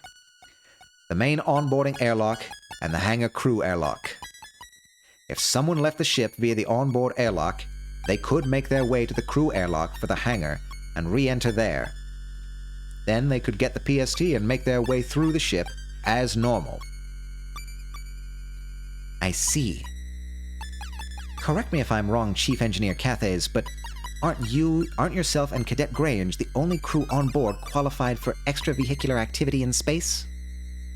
And you're currently stuck in engineering, whilst we can't get in contact with Cadet Grange to just bring us the PST? Yes, ma'am. You begin to feel a knot in your gut and internally curse at Dalton for not having picked up enough of the chief's know-how to have found an emergency radio on his own. And policy dictates that all EVA needs to be commanded by an operations officer? The knot in your stomach tightens as you take a deep breath in. Vanessa's eyes are now locked on you. Yes, ma'am. The slightest hint of a smile forms on Vanessa's face. Well, Lieutenant, it looks like you're going for a walk. You'd seen this coming as soon as the chief had begun outlining the plan, but you'd been hoping that there'd been some extra part that hadn't been revealed yet. Something that would allow you to stay on board. Faced with Vanessa's directness, the knot in your stomach tightens further. A sense of nausea rises from your gut. I mean, it's gotta be done. Some people took well to spacewalks. Some even enjoyed them so much they'd take on careers in colony construction and repair, where they'd spend more time in the vacuum of space than they did in the colony or on ships. You were not one of those people. You'd only ever left the confines of a ship or colony a few times in your life, and almost all of those had been evacuation drills that you'd been through in school or during citizenry courses. On every occasion that you could remember, you'd reacted badly, but managed to keep it to yourself.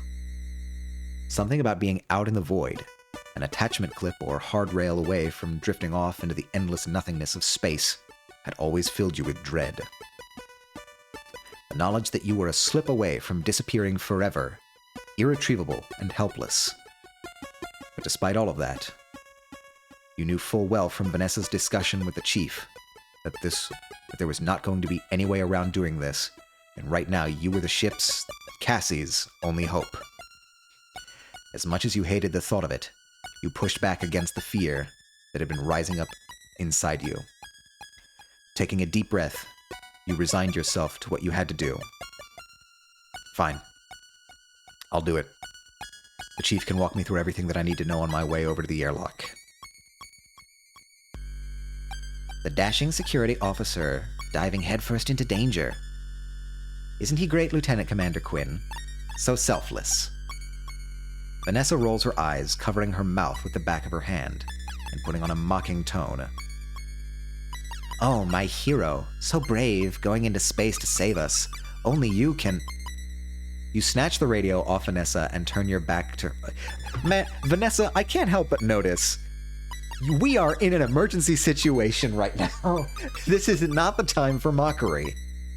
A hydrate and a stretch. I can do a hydrate and a stretch. Thank you very much, Monkey.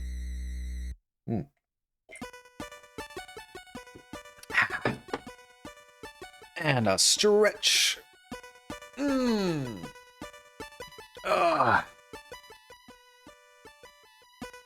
Thank you very much. Done working and cleaning? How'd it go? Was the weather nice? I hope it was not too bad. You snatch the radio off Vanessa and turn your back on her, heading towards the maintenance crawlway. At this point, you've had just about an all-you-can-take of her, so the sooner this situation is resolved, you decide, the sooner you can go back to avoiding her. Oh, quit making a big deal out of this with all your huffing and puffing, Lieutenant Atomica. From what I've heard, hanging out in space is something of a pastime of yours.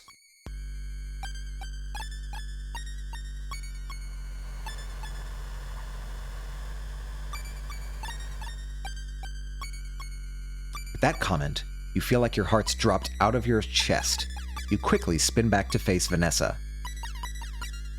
Lieutenant? Weather was okay, but my mower decided to stop working. Oh, that sucks. I'm sorry to hear that.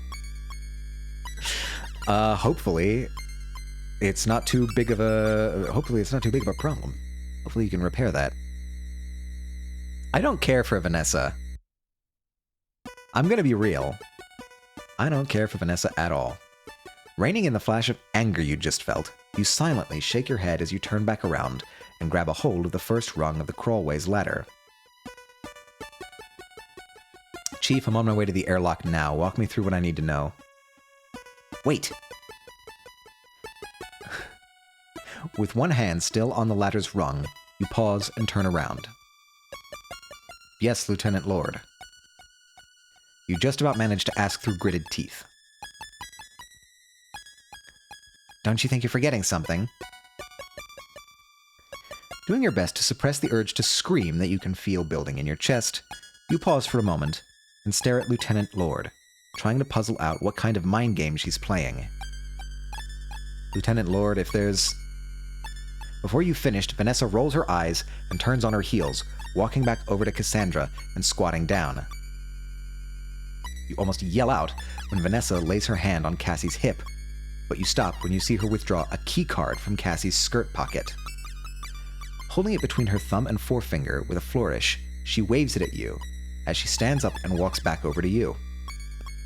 The central computer can only be accessed by the captain or members of operations. Good luck getting in there without this. Vanessa casually tosses you the card, which you grab out of the air. You got Cassandra's keycard. You turn the card over in your hand a few times before pocketing it. But the chief said the PST uses its battery power to open.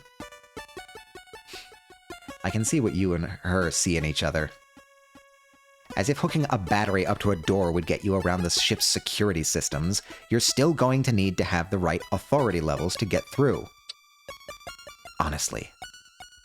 At this point, your jaw is clenched so hard it feels like your teeth may crack at any second. But with the cold chill of the ladder rung reminding you how dire the situation is, how the situation is getting, you turn back around. Okay, so she knows that we're dating, at least. Thank you, Lieutenant. You just about manage. Still there, Chief? I'm heading to the airlock now. Have you got the radio coming through the helmet speakers, Lieutenant? The Chief's voice fills your helmet.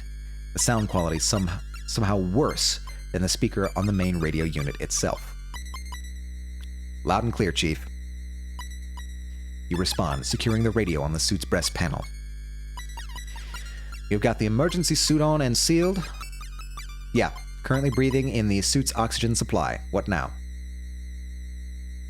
Do you have the access panel next? Do you see the access panel next to the internal airlock hatch? The spacesuit's helmet is attached to the rest of the suit in a fixed position, so although you turn your head to check, all you can see is the helmet's interior.